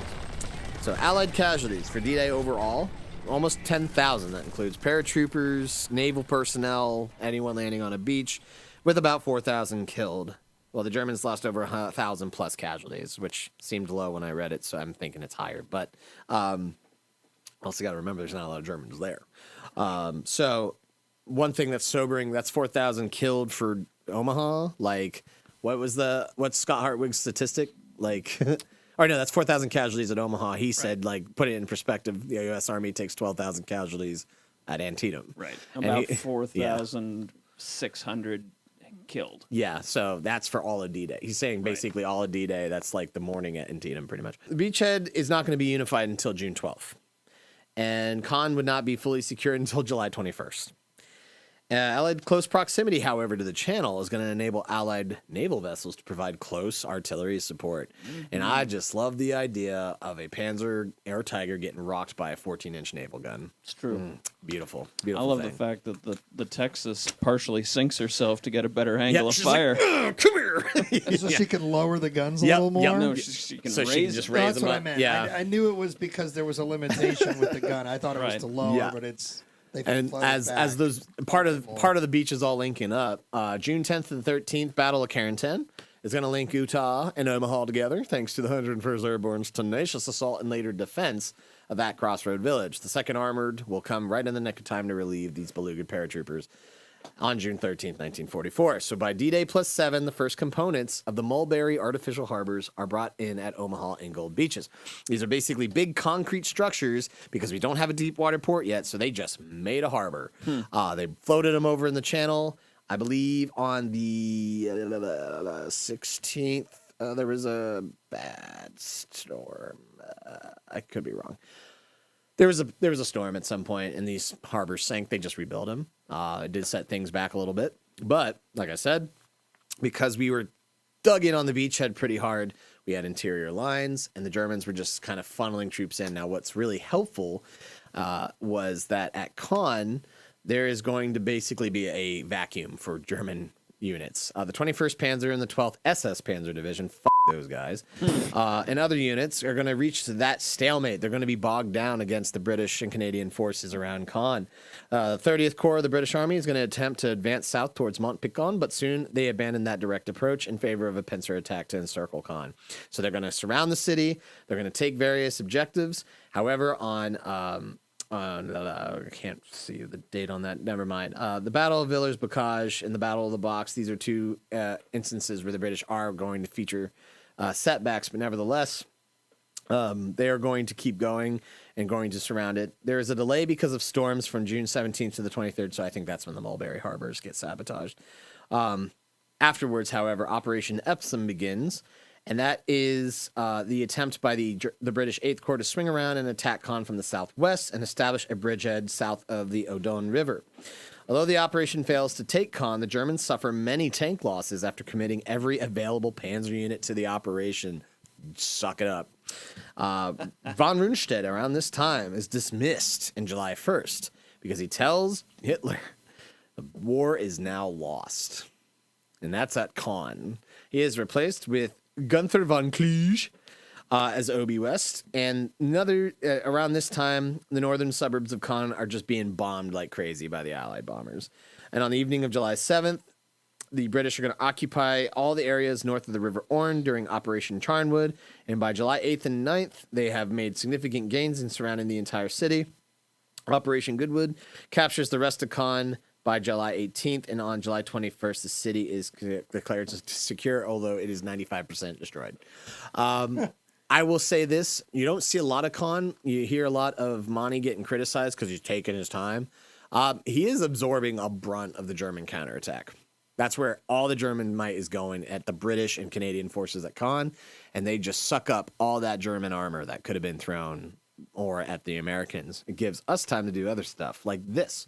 In the western part of the lodgment, U.S. troops are to occupy the Cotentin Peninsula, especially Cherbourg, which would provide allies with a deep water harbor. Terrain behind Utah and Omaha, however, is filled with bocages, where have embankments of 3 to 4 feet tall with hedgerows and high embankments with a ditch on either side. Many areas were additionally protected by rifle pits and machine gun nests every few hundred yards. Germans had flooded those fields inland behind Utah with seawater for up to about 2 miles from the coast, sons of bitches. And the German forces on the peninsula included the 91st Infantry Division and the 243rd and 709th Static Infantry Division. Any idea what Static Infantry Division means? Is that reserves? Or maybe a garrison regiment? Possibly. Yeah, I feel like that means static implies they stay. They stay there and they don't. Somewhere. Okay. All right, fair enough.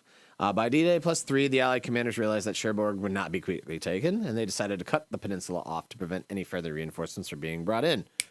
After many failed attempts by the newly tested 90th Infantry Division, Major General J. Lawton Collins, who is the 7th Corps commander, is going to assign the veteran 9th Infantry Division to the task. They reached the west coast of the Cotentin at June 17th, cutting it off completely. By then, the 9th Division will be joined by the 4th and 79th Infantry Division. Those are reservists taking control of the peninsula and then fiercely fighting into Cherbourg by June 19th. They capture the city by June 26th. However, the Germans had destroyed all the port facilities because they're assholes. And that's not going to bring it up until September. So we're still without a deep water port. But nevertheless, we're moving right along because on July 25th, this is after Caen has fallen, we launch Operation Cobra. It's a great, great name for an operation, by the way. And Cobra! Oh, it's Cobra. Yes, but this is going to be following the Battle of St. Lo, which was fought between July 7th and 19th. That was part of the First Army's attempt to gain another crossroads south of Carentan. So St. Lo is directly south. They fight there for most of July, and they are going to then make a race towards Avranches, which the Americans want to take advantage of the Germans being occupied by all the confighting to swing south, southwest, then southeast and east in an attempt to encircle the entire German 7th Army. By July 31st, the U.S. First Army is going to break free of the Bocage, and they're like, let's go! And the 2nd Armored is racing around. At this point, on August 7th, George Patton's U.S. Third Army's on the ground. He's got his army back. He's rolling. And he's rolling. He's going to take up pursuit, and he's going to help create the Falaise Pocket. So that's basically, he is swinging all the way around. The British Second Army is doing the same. So you got the U.S. First Army, British Second Army, and the U.S. Third Army basically encircling the German 7th Army in this big old pocket. The Germans realize they're getting encircled, and as they are doing so, the U.S. 8th Air Force is just lighting them up. We have fighter airfields established in Normandy around this time, but B-17s, B-25s, they're dropping payloads directly on top of infantry and armor. Wow. And between August 7th and 17th, 1944, the German 7th Army is surrounded and pulverized by Allied ground forces and air forces. They do break out, but it costs the Germans an estimated 10,000 men killed. And then another 50,000 captured. Wow. So Operation Cobra is a German killing machine for sure. Now, while this is going on, you also have the invasion of southern France. So this is going to be the liberation of Marseille eventually. It's called Operation Dragoons, coordinated with the Allied 21st Army Group, which is their guys in Normandy. The U.S. 7th Army under Alexander Patch is going to make landings around the ports of Calvary-sur-Mer, Saint-Tropez, and Saint Raphael. You're going to have the 4th ID, the 3rd ID, and the 36th ID. This is Audie Murphy's division, the 3rd ID. So this is where he's getting into his killing stuff. Actually, that was in Italy. I think he did more of that. So it might have been at Anzio that he got his medal, and I think this is around the time. No, he kills everybody at Anzio, gets his medal after Operation Dragoon. By himself. Pretty much. Jesus Christ. To Hellenbach, though, I don't think is based on Anzio. I think it might be on the southern... No, you're right, because the weather was crap. Don't argue with me, Matt. I wasn't arguing with you. I'm just kidding. Oh, God. So about initially 150,000 Allied troops are going to land at southern France, but that force is going to swell to a whopping 577,000 Allied troops, including 75,000 French resistance fighters. Beautiful. Really? Overall. Wow. Though, yeah, it's massive. So this is going to be the formation of what will become the French Army B, or the First French Army, again, the newly constituted. De Gaulle is very critical in organizing these guys. Overall, Operation Dragoon will accrue about 25,000 Allied casualties, 15,000 of which were American. The Germans are going to sustain 28,000 killed and wounded, and then another 132,000 captured. Wham! These are huge numbers. These are huge numbers, but like the amount of people getting captured between that and the 50,000 we captured at the Falaise Pocket, that's what? That's 182,000 men. 182,000 Germans out of commission. Captured. Some of them are on their way to Frederick, Maryland, and now they're your grandparents. Oh, they're in Gettysburg. Yeah, or they're at Gettysburg. Yeah, well, I guarantee the guys from the Africa Corps went to Gettysburg, because that would have been like 43. So POW camps sprout up in Gettysburg around that time. Afterwards, the French decide, hey, you want to let us take over? And the Americans say, yeah, knock yourselves out. The French lead the liberations of Toulon and Marseille on August 20th and 28th, 1944. At this point, German Army Group G in the south retreats to the Vosges Mountains. I can't pronounce it. You did it. The Vosges Mountains? The Vosges. The Vosges? The Vosges. The Vosges Mountains along the border. Eventually, the elements of the U.S. 7th Army and the French Army B ran into elements of Patton's 3rd Army south of Brittany. So can you imagine coming up from south, and then here comes George Patton in the 3rd Army going like, hey, it's good to see you boys. Come on, let's go. We got Germans to kill. And I'd just be like, oh, yeah, this war is over by Christmas for sure. Because August has just been an awesome month so far. Yep. Liberation of Paris. August 15th to the 25th, with the news of the combined Allied thrusts in northern and southern France, French resistance fighters are going to start rising up against Nazi occupiers in Paris on August 15th. Charles de Gaulle, leader of the Free French forces, is going to request that the French be the ones to liberate Paris instead of any Americans or British. I think that's fair.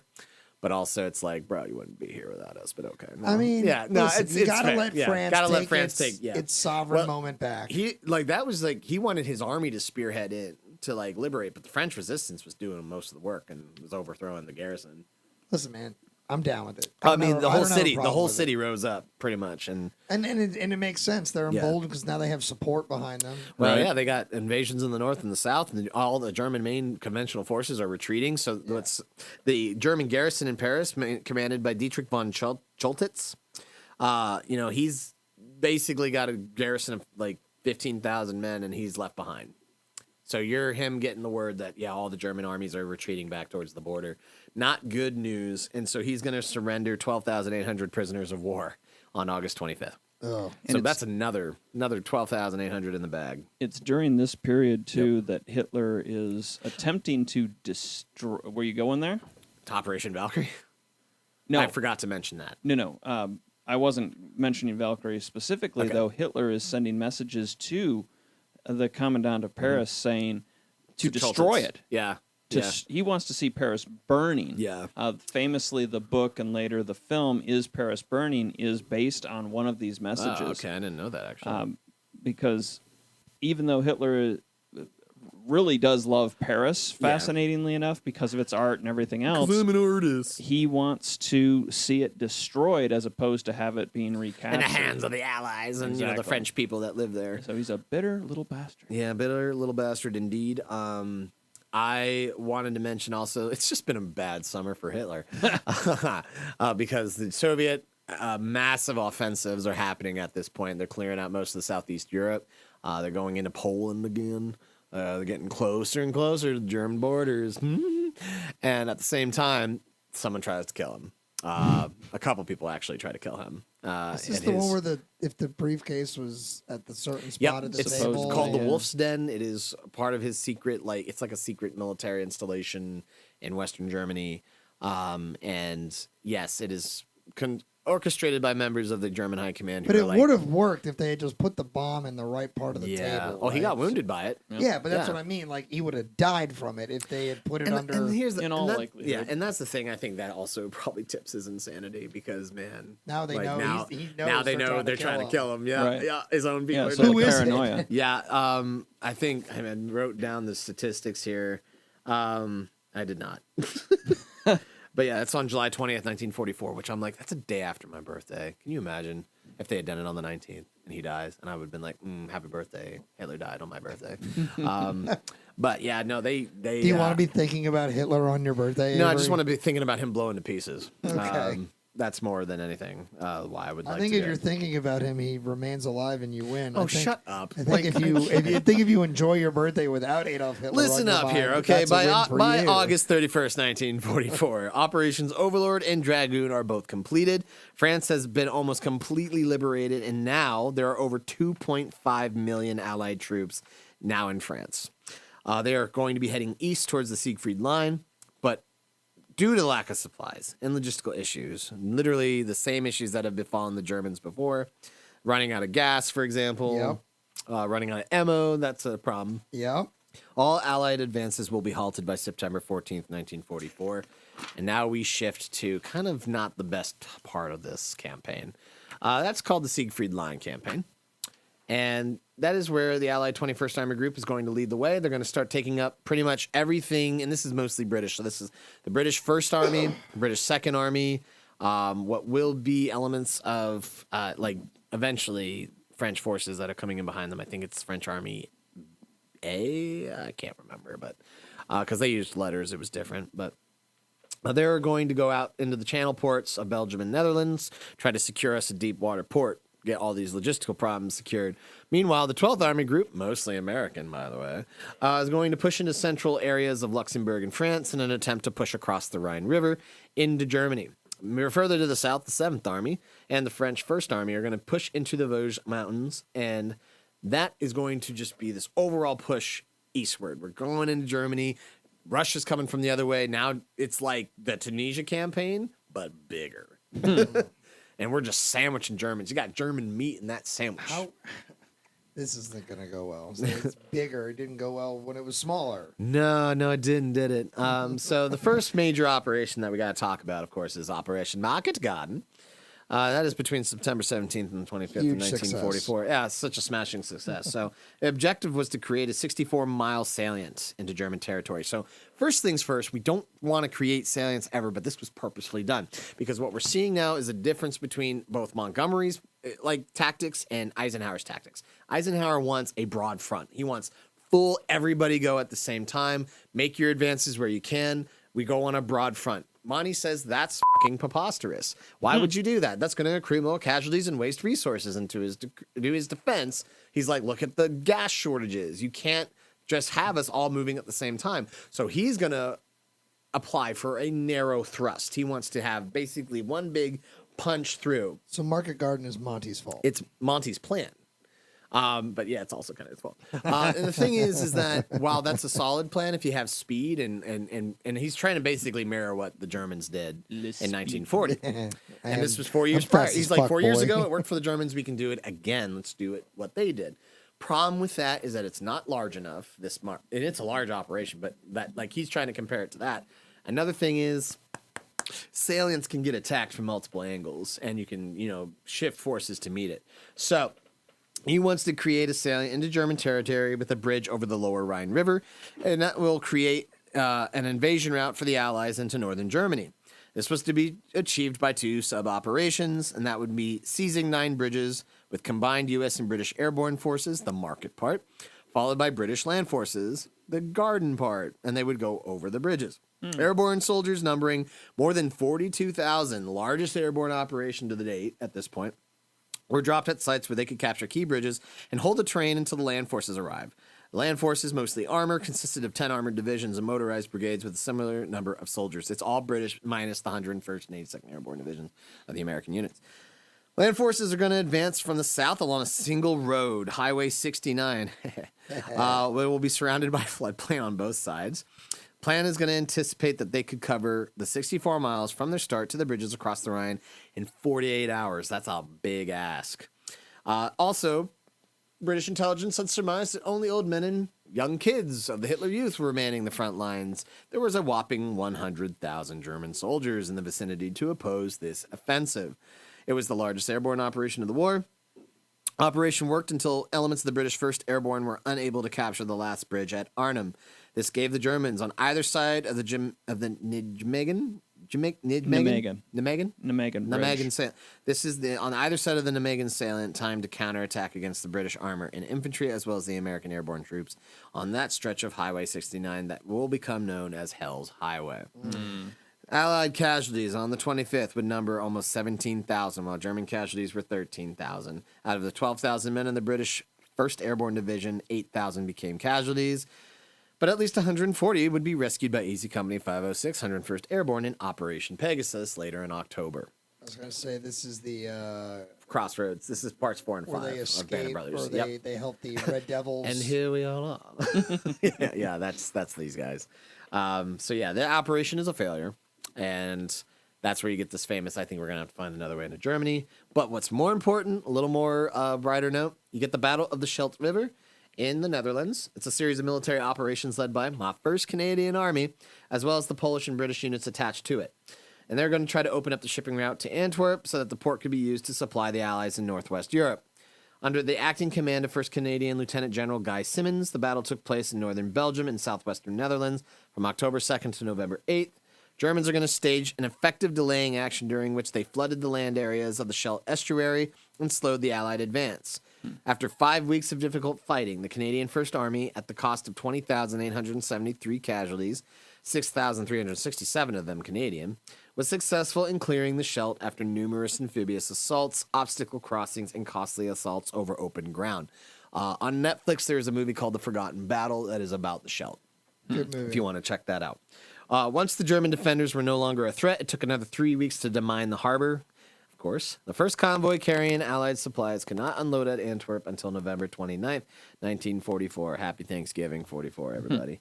Once Antwerp was opened, it allowed 2.5 million tons of supplies to arrive at the port between November 1944 and April 1945, which were critical to the successful Allied advance into Germany. So yeah, now we just have to wait. We're in the stage where we got our deep water port finally close enough to our thrusts. The Brits are going to hold down the fort. The 21st Army Group is holding down the fort in the north. And they're basically like, we're going to do our thrust. We're going to do our thrust through the Rhineland. That's where we're headed. That's the flat agrarian area north of, in like the northwestern part of Germany. But further down the line, you have the city of Aachen being the first target of the U.S. First Army. That is between September 12th and October 21st in 1944. City had been incorporated into what was called the Siegfried Line, which was the main defensive network on Germany's western border. It was a series of concrete as well as wooden installations stretching for most of the Maginot Line distance, which was over 60, 70 miles, I believe. Allies had hoped to capture the city of Aachen quickly and advance into the industrialized Ruhr Basin. So they're trying to jump like two rivers here. They got to jump the Rhine, then jump the Ruhr. And so it's basically on an island, the whole city.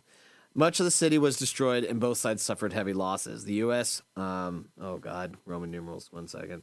The U.S. 19th and 7th Corps of the 1st Army were tasked with taking the city, and this included the 1st and 30th Infantry Divisions, supported by the 9th Infantry Division and 3rd Armored Division.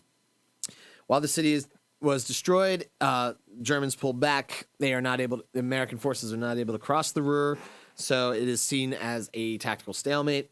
Americans lose about 7,000 casualties. 1,400 from the Big Red One, 3,000 from the 30th ID, while the Germans lose about 5,100 casualties and the cost of 2 Wehrmacht divisions destroyed. Boom. Further down the line, in the Lorraine region of Alsace-Lorraine, by September 1st, 1944, with the last of its fuel, the Third Army managed one final push to capture the key bridges over the Meuse River at Verdun and Commercy. 5 days after that, however, the critical supply situation effectively caused the Third Army to grind to a halt, and that is actually accurately portrayed in the movie, Patton. This allows previously routed German forces to regroup and then have their reinforcements of their strongholds in the area.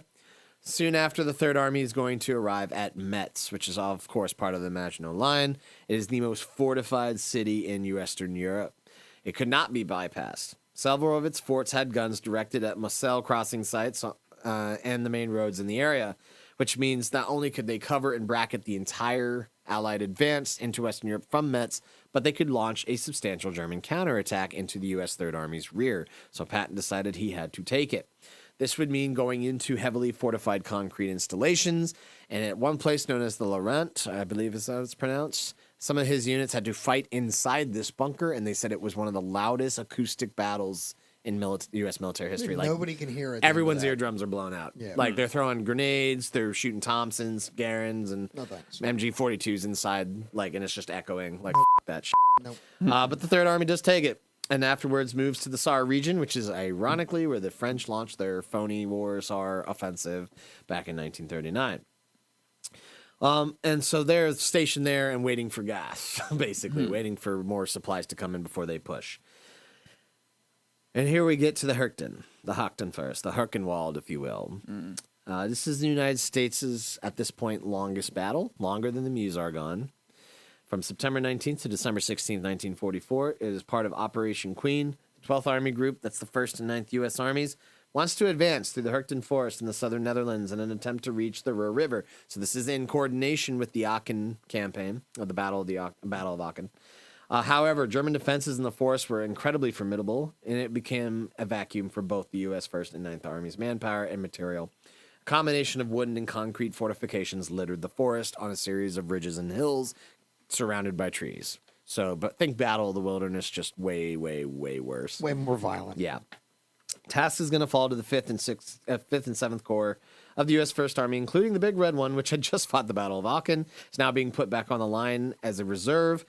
For the whole battle, more than 13 American Army divisions would participate in the battle, along with 2 Ranger battalions, as well as the 366th Fighter Group, P-51s providing close air support. The fighting in the Herchten from September 19th to December 16th cost the Allies 30,000 casualties and the Germans 28,000 casualties. Wow. Longest battle in U.S. military history up to that point, and the forest would not be cleared until February 17th, 1945.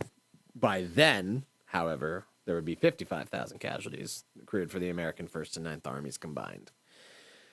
Finally, you had the Vosges Mountains. September, November 44. U.S. 7th Army is grappling through some of the worst terrain on the Siegfried Line campaign, and they are pushing into the Vosges Mountains following the capture of Marseille. 7th Army will fight for the control of the towns of Brière and Biffontaine, and this is where the infamous 442nd Infantry Regimental Combat Team will be engaged. This is a unit made up of primarily Japanese Americans or Nasai troops, and these are men whose families are literally being interned in camps back home and are now volunteering their services to the U.S. Army, fighting Germans. And in one case, they are going to be tasked with going forward to rescue a lost battalion from the 141st Regiment of the 131st Regiment of the 36th Infantry Division. That's our Texas National Guard guys. That's some irony for you. So wait, Ricky Schroeder, not this lost battalion. This was a World War II lost World War battalion. II lost battalion. Yeah, a bunch of Texans. So we just keep losing battalions, is what I hear. Yeah, so the 36 ID is going to lose. I mean, by this point, most of the Texas boys are dead in Italy. But anyway, the 36 ID, this is in October, and the 442nd RCT is going to basically charge uphill, save these guys. They're screaming banzai as they do it. This is surreal. I can't imagine being on the ground. Really weird. Yeah, Daniel Inouye is going to win the Medal of Honor. He has both his hands blown off during this. Does he become four-leaf Tayback? Kind of. Do you get that reference? I do not. It's Tropic Thunder. That's Nick Nolte's He does get character. he does lose an appendage or two. Is the thing. I don't know if it was both his hands or like a leg and a hand or both legs. I can't remember. But the point is that the 442nd had started 3 weeks earlier with 2,943 men. By the time it came off the line, only 800 soldiers were still fit for duty. Nevertheless, the whole 7th Army continued pushing through the mountains and moved right up to the Rhine River region. Overall, by December 16th, the Siegfried Line campaign had cost the Allies 272,000 men killed, wounded, captured, or missing, and the Germans 400,000 plus How do we casualties. even have men to keep this war going? And that's exactly my point. So at this point, in December of 1944, the Allies are stretched thin. We are running out of gas. We don't have adequate winter clothing as it's getting colder. Some of these troops have not been fed or showered in weeks, if not months. They are fatigued from the constant fighting. This is overland campaign to a T. Everything along the Siegfried Line. We have made gains, but we've also had losses. So setbacks like the Herkton Forest, but gains like the Scheldt River, losses like Operation Market Garden, gains like the Metz and everything else. Nevertheless, this is going to come at a time when the Eastern Front is kind of reaching a stalemate as well. And Hitler's going to use this opportunity to hold the Soviets at bay as long as possible. He thinks the best opportunity to achieve victory is to get the Western Front forces out of the war. So he decides that we need to launch an offensive right through the area where we had done so 4 years prior, and we're going to cut off Antwerp and cut the supply lines. Basically, we're going to bring the Allies to the peace table and force them out of the war. Very bold, very promising strategy, apparently. He's going to assemble 400,000 German soldiers to do this. It will come down to the 5th and 6th Panzer armies, along with the rebuilt 7th German army that had been nearly destroyed at the Falaise Pocket. And the Germans are going to achieve total surprise when they attack on the morning of December 16th, 1944. Through the Ardennes, they smash right into the poor U.S. 106th Infantry Division. They take the brunt of the assault, and literally that whole division ceases to exist, either killed or captured. Due to the combination of Allied overconfidence, preoccupation of the Allied offensive plans elsewhere, and poor aerial reconnaissance due to bad weather, the Germans are going to make a striking drive into Allied lines, creating a bulge or a salient that stretched, I think, 54 miles or 25 miles at its widest point. It's huge It's on huge, this map. yeah. Germans are also going to take advantage of heavily overcast weather conditions that are going to ground the Allied superior air forces. So it's like, fuck you, Mother Nature.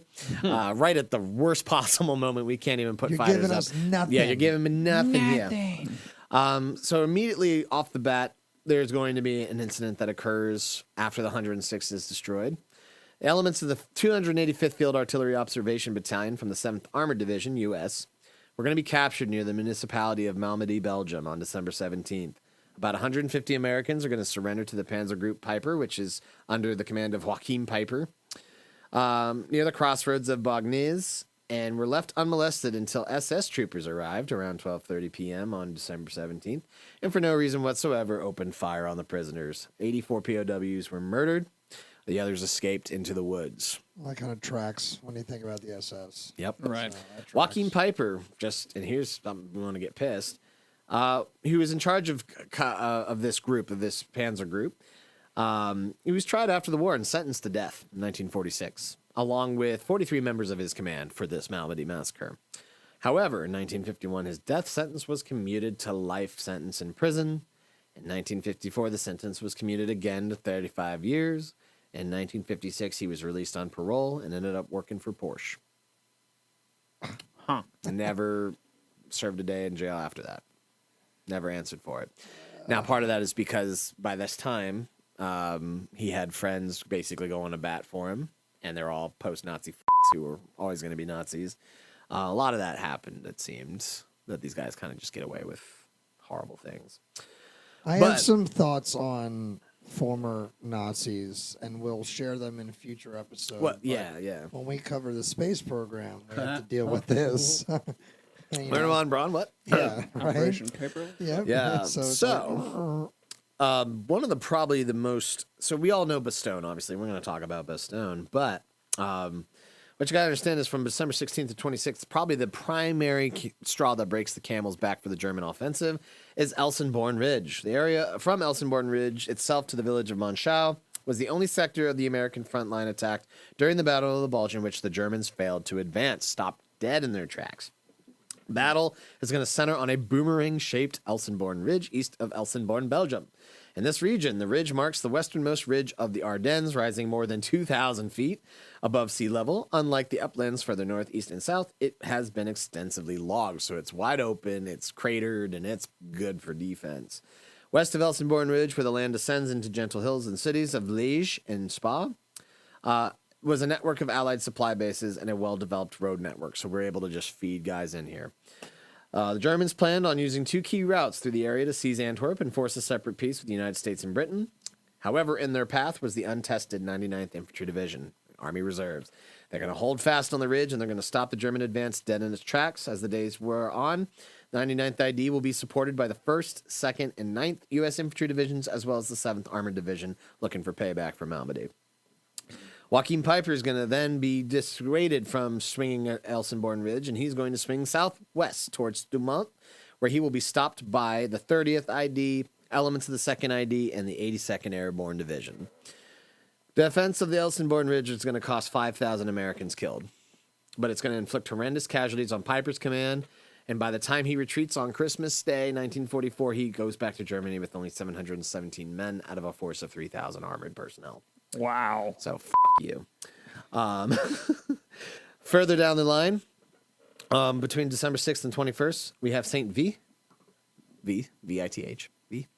Saint V, or Vi. I've heard Vi as well. But, Saint Vite, yeah.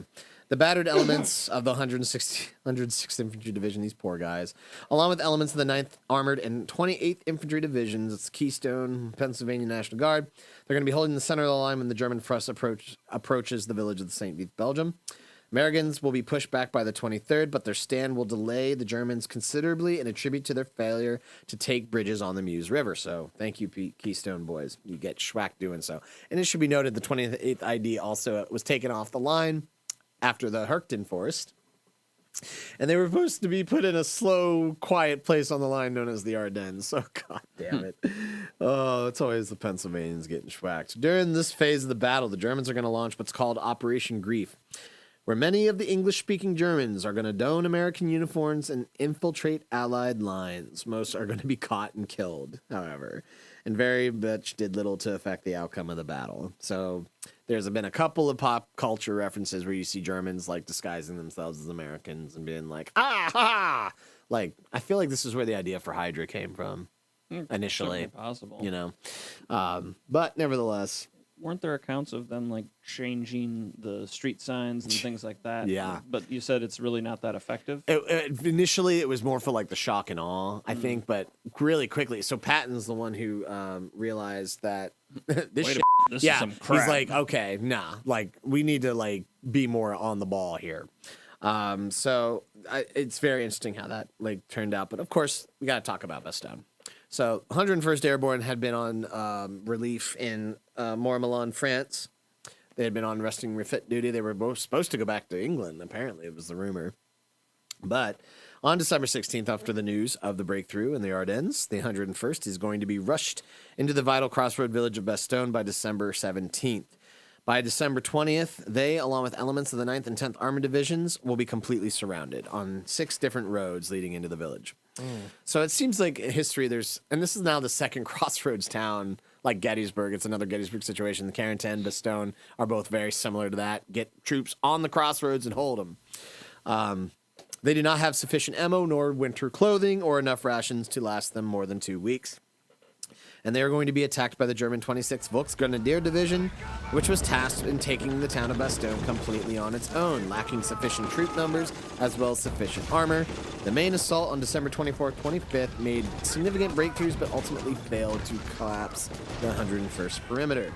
And then on December 26th, the 4th Armored Division of Patton's 3rd Army will break through from the south and relieve the 101st Airborne. These paratroopers will attest that Patton never needed to rescue them. Those are some of my favorite moments of this war. Is that we never needed to be rescued. Yep. General McAuliffe. Yep. Responding to the demand for unconditional surrender. Nuts.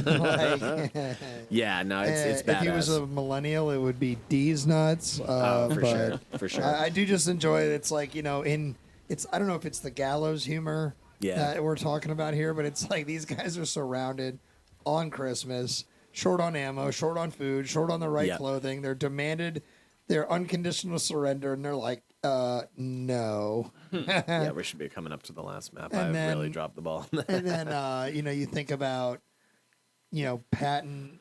I like, it's cute that the 101st is like, we never needed to be rescued, but it's like, but did you? Because did it hurt? Did it hurt when Patton showed up? But they also, were you mad? By the 23rd and the 24th, they were getting supplies dropped from the air. Right, and they also assaulted towns like Foy and stuff. Right? So Foy comes after. So this is the second phase. They'd already been into Foy before the. They only go straight to Bastogne. At least the 506 does. I'm not sure about the rest of the 101st. So this is the phase post December 26th to January 28th. This is the Allied counterattack. So is the attack on Foy that Easy participates in as they break out? They're breaking out. Oh, so that's the end. So yeah, they're counterattacking at Foy. So they start airdropping before, while we're still in the woods. Yeah, so they're stationed at Bastogne. They're on the defense. Right. They're surrounded. Right. After Patton breaks through to them, then they go on the counterattack. Now we're on the offensive. We're moving again. We're not sitting in foxholes until... What's the town, then, that Doc Rowe goes into? Is that Bastogne? That's Bastogne, yeah. So when he's linking up with the nurse, supplies, chocolate... She's supposed to be good company and all that. That's in Bastogne. That's Bastogne. So that's what I was asking. Because remember, he's in Bastogne when one of those drops comes over. Yep. Mm-hmm. And I was like, where in the timeline is it? And they were bombing the shit at Bastogne. They Luftwaffe for night raids and stuff. So because the girl that he's kind of... 6 planes left. Yeah, right? Well, that's the max effort for the Luftwaffe at this point, and we'll get to those numbers here in a second. All right, I just wanted to make sure I understood where they are. Yeah. So the airdrops started happening before they'd broken out of the woods. Yeah. Okay. So in the first initial airdrops to resupply the 101st, they misdropped and went right into the German lines instead. So, fuck off. Yeah, Germans are like, thanks for that. You're like, thanks, cool. Your Hershey bars are delicious. They don't have drugs in them, though. I know. Where's my meth? Like, how come your candies don't make me go nuts? Our Coca-Cola does. Yeah. Anyway, between December 26th, 1944, and January 28th, 1945, the Allied counterattack is going to cut the bulge off at its northern and southern ends, just snip, snip. And hurts. that's with the U.S. Lorena 1st Bobbitt's and 3rd excited, Armies. though. They're going to eventually have 25 miles to attack through. So Foy is part of that thrust. We're trying to cut off all the German forces at the tip of the bulge. And that's where most of the Germans are like, oh, we got to go. We got to fall back. The 2nd Panzer Division, however, is late in doing so, and they will be almost virtually destroyed. Good f***ing riddance.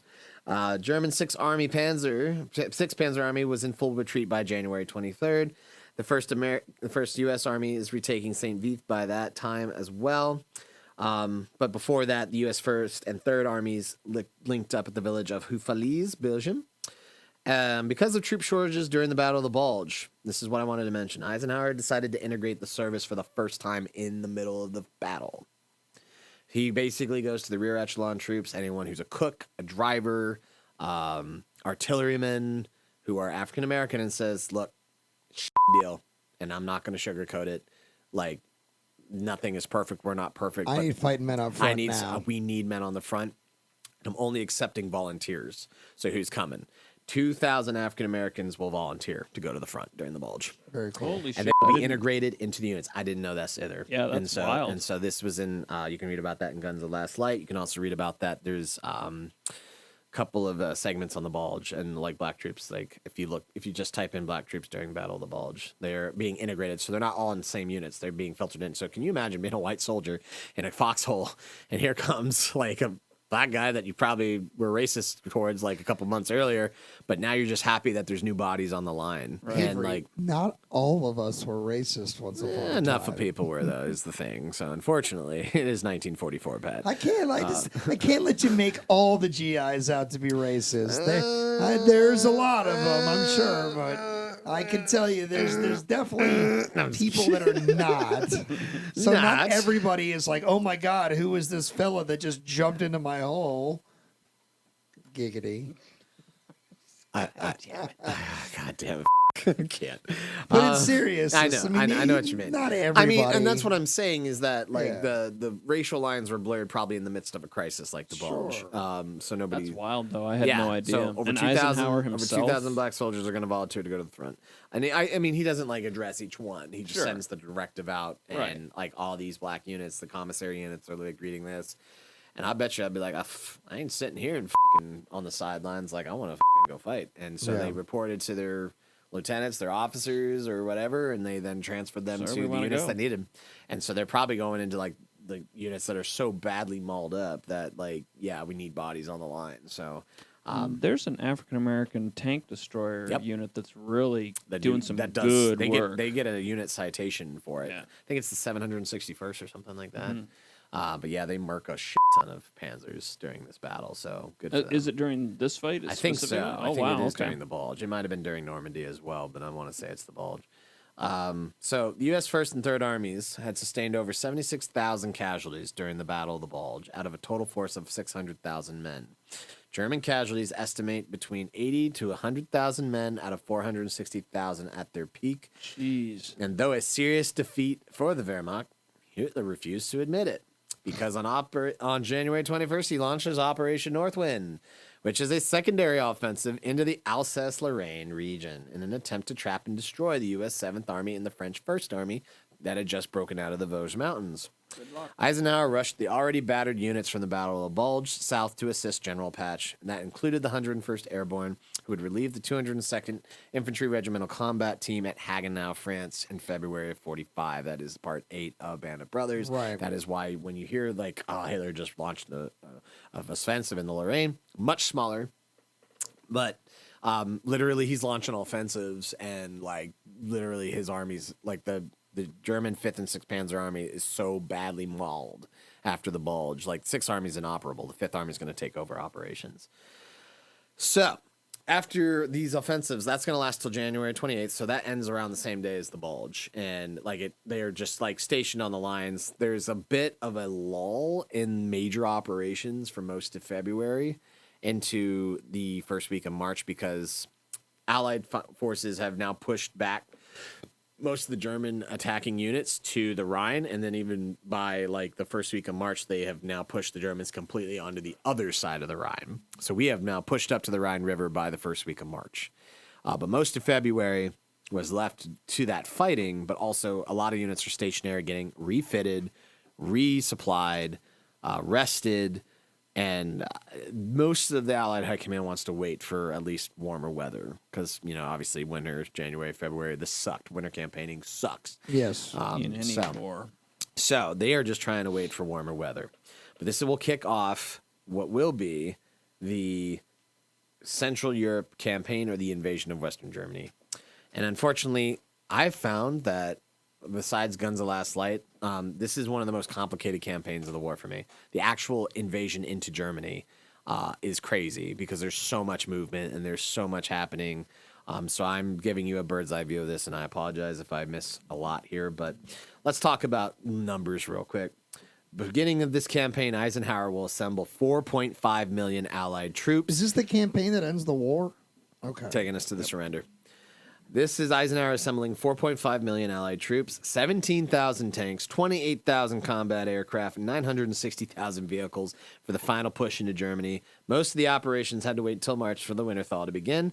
The Germans, on the other hand, were only able to muster 1.6 million troops and a whopping 90 tanks and 400 vehicles due to the lack of fuel and resources. That's it? Everything else was sent east to stop the Soviets. Wow. Because they know whether this is over directly or not. They know that when it's over, they're going to get a better deal with the Americans, and the Soviets are not going to play games with them at all. Yeah. So they got to fight the Soviets as much as possible. So the 28,000 Allied aircraft, the Germans are only able, the Luftwaffe is only able to scramble about 2,000 aircraft in this theater. Oh, I'm surprised they have that many left. I mean, mostly probably not even like major aircraft. It was probably like smaller aircraft too. I'm sure the E-109s are pretty much done. But we also have the new jets at this point. True. Which I'm not even going to mention because they're 262. they're useless. That's like, is that a Gotha bomber they have up there? They're just digging out museum pieces at this point. At the same time that this offensive is kicking off, Winston Churchill is going to message Stalin and ask him to begin his Eastern Prussian offensive to pincer the Nazi Germans against the Allied invasion. At this time as well, just for food for thought for all you tank enthusiasts out there, this is when the Battle of Cologne will begin between March 5th and 7th, and this is the site of that infamous Pershing v. Panzer battle that I think the Smithsonian did this piece about. If you ask Justin about it, he'll talk about it too. But yeah, it's like, I don't know what makes it so famous, but yeah, they go one-on-one. That's tank on tank. Justin served in the tank war? No, I know that he did. That's one of my favorite parts of his episode is we are like, at one point in his episode about Jutland, that you're going to hear next month here on the show, we were like, wait, an army guy? A tank commander is here talking about naval battles? Yeah, right. I was like, is the Navy? And I'm like non-military talking about all these tanks. But I was like, we asked him, we were like, is the Navy okay with you doing this? And he was like, probably absolutely not. No, probably not. No, God, no. This brings us to the Battle of Remagen in Western Germany. Between March 7th and the 25th, 1945, the U.S. First Army will push on to the city of Remagen, which is the site of the Ludendorff Bridge, which was the objective for American units pushing into the city, as well as trying to get across the Rhine River. The bridge would be captured by the U.S. 9th Armored Division, and which would make headlines back in the U.S. This would be heralded as the first crossing of the Rhine River, but it was premature because a lot of these units were actually not pushing forward, or like there was like that weird, like, it's the Ruhr is still across there. They've reached it. Yeah, they've reached it. They haven't crossed it yet. They're not going to cross until March 16th. They start sending preliminary units across, at least engineers, to build a treadway bridge, because on March 17th, the bridge will collapse after being bombed to shit and shelled by the Germans. It will kill 33 American engineers and wound 64 more. By March 19th, most, if not all, the German units had been pushed back across the Rhine, and many of the Allied armies found themselves in a position to establish bridgeheads across the Rhine. On March 22nd, 1945, the U.S. 5th Infantry Division of Patton's Third Army began its crossing of the Rhine River south of Remagen at Mainz and Oppenheim, and were later joined by elements of the 90th Infantry Division. A treadway bridge was constructed, and by the 23rd, Patton's Third Army had the honor of being the first full Allied army into Germany. Ruhr Pocket is a section of the Ruhr River Basin that is going to be north of all this. And that is going to be an area where a lot of German forces under Army Group B are starting to be surrounded. Oh, where did my notes go? German Army Group B. I can't read good. I can't read no good. They became surrounded in the Ruhr Pocket east of the Ruhr River between April 5th and 18th in 1945. So this is probably where they are trying to set fury when that movie came out. Because I kept asking myself, there's not, like, it's not as bad as they're making it look, because by this point, Germans are, like, trying to surrender. They're not still actively fighting, but at the same time, it's their homeland. They're going to put up a fight. I get it. Some Germans are trying to surrender. Yeah, some are also, like, not. Yeah. It's kind of, like, mixed bag across the board. The Germans will be pounded into submission by superior Allied air power and overwhelming Allied troop numbers. Field Marshal Walter Model, in charge of Army Group B, realizing that the situation is hopeless by April 21st, will commit suicide after the encirclement was complete. And in that Ruhr Pocket reduction, 325,000 Germans surrender. Wow. That is this shot of them marching down the highways on the Autobahn. It is most of the Germans captured in the Ruhr Pocket. That scene in Band of Brothers where so Webb that's is, mostly Webster's where those guys. like Yeah, it's Army at Group. him. That's pretty much what's left of Army Group B. is marching back like You towards have Allied lines. horses. Yeah, what He's the going fuck are we nuts. doing here? Yeah, that's that scene. As that's happening, Montgomery's 21st Armored Group gets their fucking thrust that they were so adamant about into the Rhineland. And these Rhineland offensives is going to be conducted with Operation Plunder and Operation Varsity, which was the last Allied airborne assault of the war. It has been rumored to be even larger than Operation Market Garden, Varsity being mostly British airborne, but also the U.S. 17th Airborne. And I believe the 18th Airborne as well. So there were two brand new U.S. airborne divisions, I believe. That So we're forming new units even at the end of the war. Well, yeah, I and didn't you got to realize remember there was a 17th and yeah, 18th so Airborne. the 17th Airborne is going to be the primary actors in this operation. Jumping into Germany, they have like one of the only distinctions of being a U.S. airborne unit jumping into Germany, because they all said, "Oh, we're going to be jumping into Berlin." They're like, "Not quite. We're going into the Rhineland. It's flat. It's open." Germans do put up a fight. You have Nixon's talking about that in Part 9, where he's like, "Yeah, they got blown up over Germany because these guys. It was a broad daylight jump." That's that thing that he's a part of, Yep, right? That yep. he goes off on his own. They don't Yeah, show well, he was it. attached as an intelligence officer, or at least staff officer. He to comes somebody, back and is like getting hammered because he's so pissed about it. Yeah, because it's like we're this close to the end of the war. Why are we making giant operations? And it's still part of like the British thrust, so it's like a second Market Garden for him. I can see where he's probably a little pissed about but that helps me understand Yeah. that scene a little bit Yeah. better because I honestly never connected those dots before. So Yeah. thanks. You're welcome. But nevertheless, yeah, this is kind of like that's the one thing I will say about Band of Brothers is it does make it seem that the fighting was over post Hagenau, and like no, the push into Germany, there are still casualties. This is heavy. It's not something that is just like whatever. This has actually been heralded. This whole campaign is like one of the costliest American campaigns in military history. I don't know the exact number tallies, but they're, I think, like 60,000 casualties killed, captured, and wounded just to get into Germany. Yeah, it's quite a bit. For Americans only. That's not counting any of our other allies. But what's significant is on April 9th, 1945, the U.S. Army force, the first elements of the U.S. First Army is going to reach the Elbe River. And they are going to be told to wait there. And because they're not permitted to advance any further, they're supposed to patrol the eastern bank and look for Soviets. Oh. Yes. So by April 25th, first elements of the U.S. First Army will find a rider on horseback carrying messages. It is a Soviet Commissar? commissar, I believe. Yeah. Or like maybe... I don't know if he was just like a Soviet cavalryman or whatever, which is like, okay, so at this point, the Soviet industrial war machine is massive and they're coming up on a horse. But eventually, more units start to arrive at the Elbe, and by April 25th, everyone's slapping each other on the back, going, ha ha, hello. Comrade. Yeah, comrade. And the Americans are like, how you doing? yeah. Like, Cigarette. yeah, cigarette and cool. Patton's staring at him like, Yeah. yeah, you're next. Yeah, You're I'm so next. Yeah, just growling at each other, but it's whatever. At the same time, as we get to the end of April, German forces in northern Italy will surrender on May 2nd, 1945, near Milan. That will be the British 8th Army, U.S. 5th Army, and another, I believe. Near Milan? Milan, Italy. So they'll go to Italy to formally surrender for the most part. Well, it's any German forces left in Italy at this point. Okay. No longer Kesselring in command there. He actually takes over for Model after he dies and consolidates what's left of the German defenses in the western areas. And of course, we can't talk about the end of the war without talking about the Battle of Berlin briefly. So the big offensive that occurred after the Bulge for the Soviets was the Vistula-Oder offensive. The Red Army had temporarily halted on a line of about 37 miles east of Berlin, so they were close. March 9th, Germany establishes its defensive plan for the city with Operation Clausewitz. Yep. Yeah, Civil War people will be like, ha. First defensive preparations at the outskirts of Berlin were made on the 20th of March under the newly appointed commander of Army Group Vistula, which is General Gotthard Heinrichi. When the Soviet offensive resumed on April 16th, two Soviet front army groups attacked Berlin from the east and the south. That's like easily 6 Soviet armies. God damn. Attacked Berlin from the east and the south, while a third overran German forces. So about 9 German armies, or Soviet armies. Third overran German forces' positions north of Berlin. Before the main battle of Berlin commenced, the Red Army encircled the city after successful battles off the Silo Heights and Halb.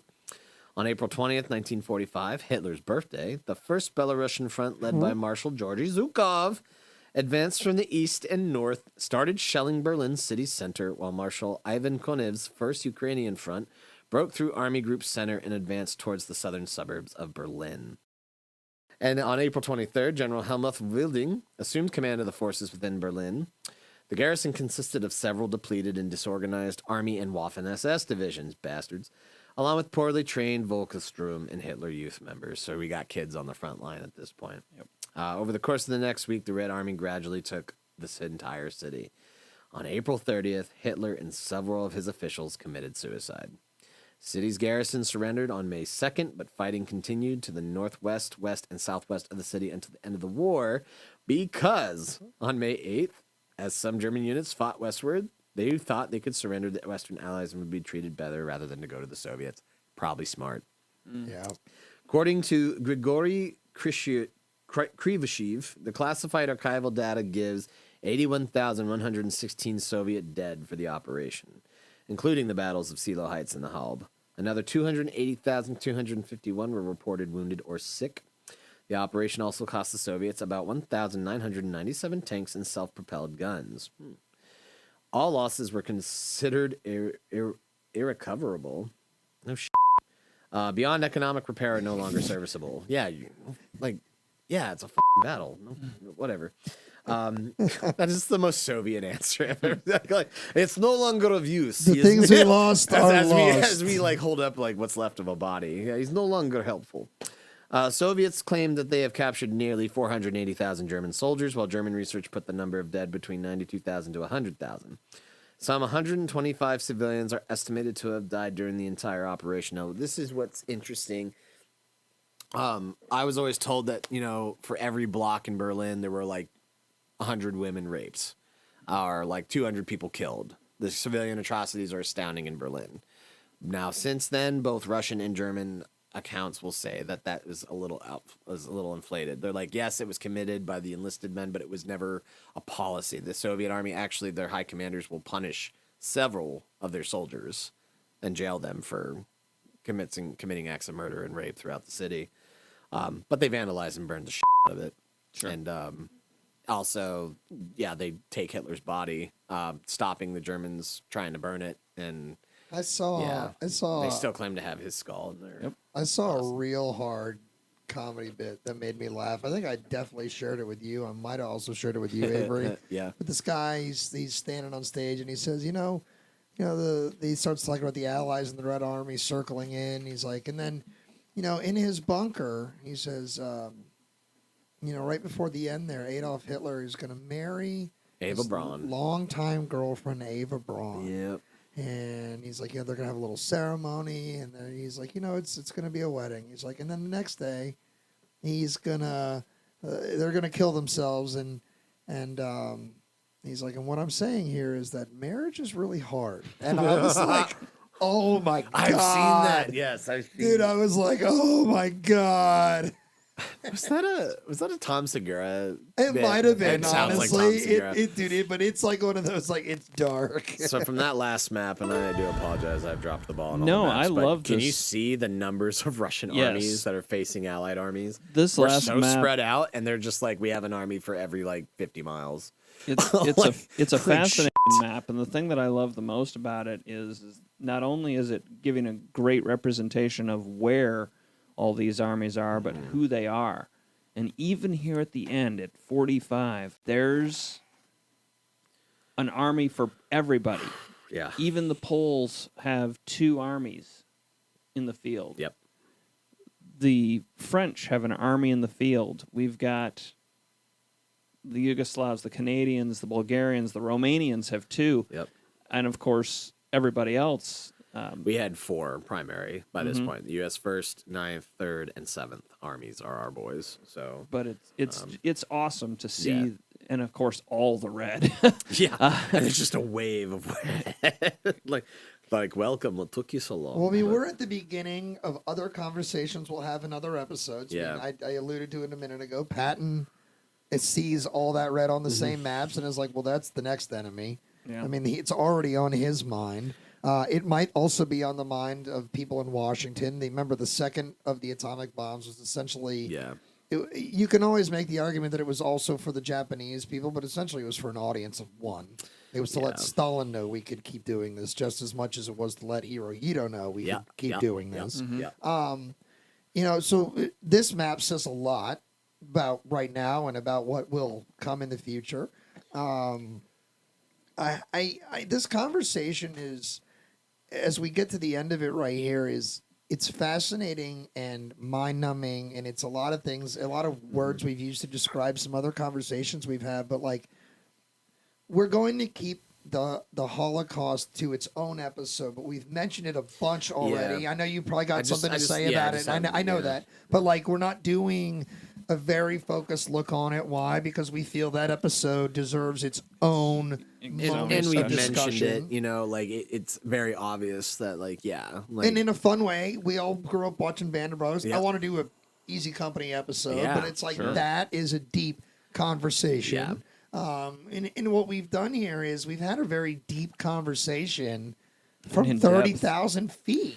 Like that's the same thing. And so before we turn it back over to you to give the final word and thoughts and wrap it all up here, shout out to you, dude. Thank you. This was amazing. But think about it. We've spent a little over 12 hours now in both theaters of war. We've talked about so much, explored so many concepts. We've gotten very real. We've had some very real laughs. I mean, we've experienced everything, and we have yet to put the magnifying glass directly on almost any single one of these subjects yet. I can't wait to continue doing this. I think you have done your job as an interpreter indescribably well, because you have just inspired questions in me that I want to blurt out. I've done a bunch of it on both recordings, but I just want to blurt them all out, get them all answered. But we covered air, sea, and ground. Me thinking, and so if it's gotten me thinking, I hope our listeners out there are thinking and wanting to explore these conversations more, these feelings and concepts, and appreciate just how much time and effort went into not only your original Pacific episodes, but now for the European theater. Because this is not only is a great presentation and interpretation, Avery, a fantastic bit of research. Yeah, I don't think people really realize behind the scenes how hard you work to make these all happen. So honestly, just you're the man. I don't normally toot my own horn, but for the record, I did this research in 2 weeks. So. I know. Yeah, you banged this out, buddy. If this is if there's someone out there going he missed so much and he did all this wrong, then and definitely off the record, your boss is definitely aware you did some of this on the clock. Oh yeah, yeah, 100%. What's great is you have a knack to get me going and to get me actively involved in conversations, and you did it again, so thank you. This is the third time you've been on for a meaty subject. Fourth time you've been on the show, period. Yeah. Dude, you're one of my best friends. You're also one of my favorite guests. Dude, you're the man behind the microphone there. So let's do this. Yeah. You can follow AveryLentz by following Battles and Banter on social media. A little bit quiet right now, but you can still follow them. Their catalog is still available on Apple Podcasts. Nope, Spotify. Spotify? Yep. You took it off of Apple Podcasts? I didn't take it off anything. Apple did, because I stopped paying Lipson. I thought you said that last time you took away the Spotify money. No. All right, so go to Spotify to listen to Avery's show. And then follow him at Millennial Historian on his social medias, and go see him at a certain top secret site. But we'll see. But to throw, maybe you have to travel at a certain point to go see him. But I'll say this, the final word on all this is yours. And I know you do have some prepared statement or whatever, but Avery, before you go into that, just thank you very, very, very much. You boys are welcome. Our listeners are better off for it. Matt and I are better off for it. So I'll do this. Are you going to sign off the show? I can. So here's what I'll do. I'm going to say goodbye now. I'm your co-host, Pat McGuire. For our guest today, AveryLentz. For our co-host, Matt Borders. This has been the History of Things podcast saying we're going to catch you all later, and we're going to close it out tonight with Avery Lentz, the master of all things World War II now, as far as the History of Things podcast is concerned. I feel like this is like my Oscars acceptance speech, because the Oscars is next week. Isn't? No. But by the time you hear this, it's over, and obviously Cillian Murphy won Best Actor. I hope so. Go for it, Avery. Take us home. Speaking of Cillian Murphy, so all that we just talked about, and Pat and Matt, we already addressed it. These are numbers. we talk about a lot of numbers, a lot of body counts tonight, a lot of people who lost their lives, obviously between 1930 and 1945, but specifically in 1939 and 1945, the death toll is insane. The United States tally for Europe alone was 419,000 dead.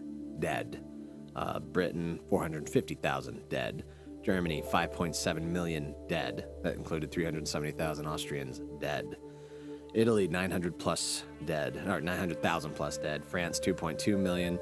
Russia and the surrounding Slavic nations, 26.6 million. And these kinds of numbers just eat at you because it makes you heavy. And the one thing I will say to at least the Allied losses, if you ever think, what was the point of all that? What should I remember? Remember that this is the results of pure evil that had to be defeated, had to be destroyed. The new tally from the Holocaust Museum with updated everything, and obviously Pat said that deserves its own episode, and we are going to give that. Yeah, there were close to 11 million people murdered by the German war machine, by Hitler's grand plan. And it's just something that I as a person is personally, without even being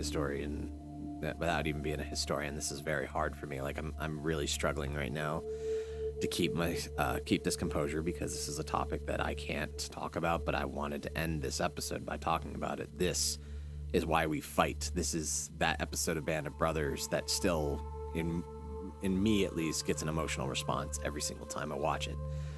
And if there's any story that I can end on and kind of bring it all together, we say Hitler is the reason this happened. Obviously, he put it in motion, but the guy who came up with this final solution, quote unquote, that results in the deaths of 11 million innocent people, not just Jewish, but Romani and LGBTQ and special needs, and God knows who else they felt were inferior because they're terrible people.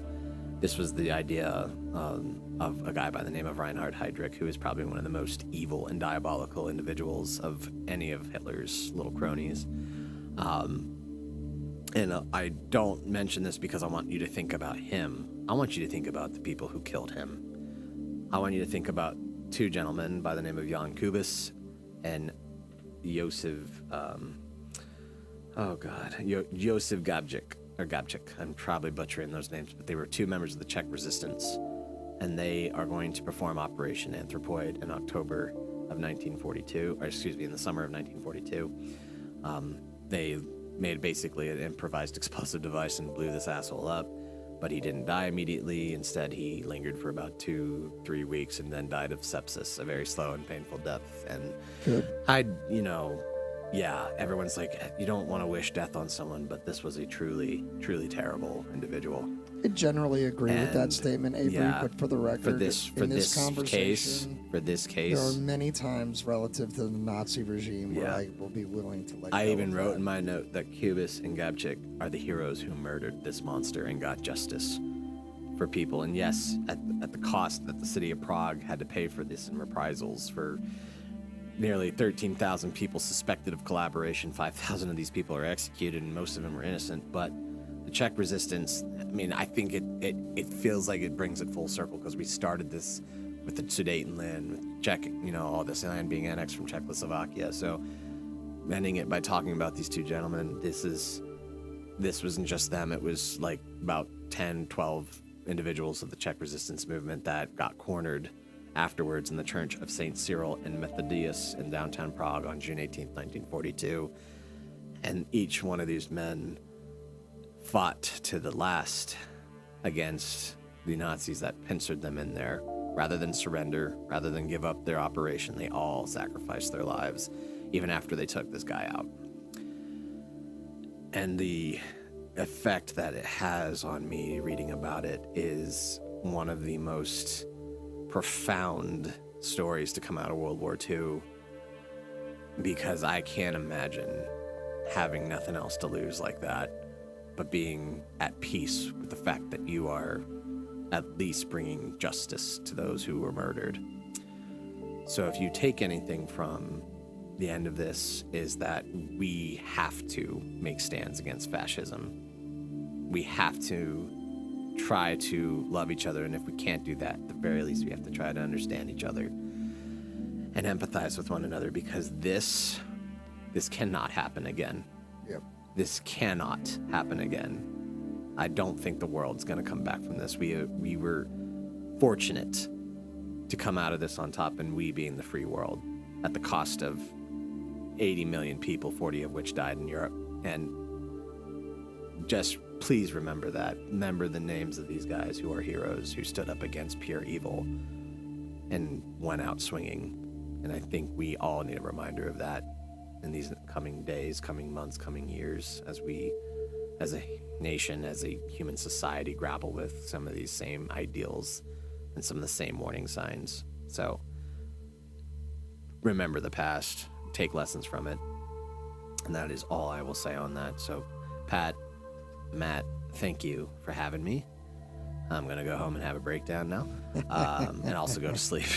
Avery, you deserve a pat on the back, a hug, and a lot. Thank you for spending your time with us all here on the History of Things podcast. One more time for our guest today, AveryLentz. For my co-host, Matt Borders, I am your co-host, Pat McGuire. This has been the History of Things podcast, first look at World War II. We hope you have enjoyed it. It has been meaty. There's a lot there for you to unpack, and we look forward to hearing you and engaging in this conversation with you, because now that we're here, we're probably not going to leave this subject for quite some time. There's lots to talk about. We're very excited to talk about it. Real quick, if you want to see the story of that, Operation Anthropoid, there is a movie called Anthropoid. It stars Cillian Murphy and Jamie Dornan. Underrated film, very good. Do see it. All right. Everyone needs solid to see it. film recommendation. Okay. That's it. Thanks for listening to the History of Things podcast. We love you guys. We'll catch you all later. Have a good night.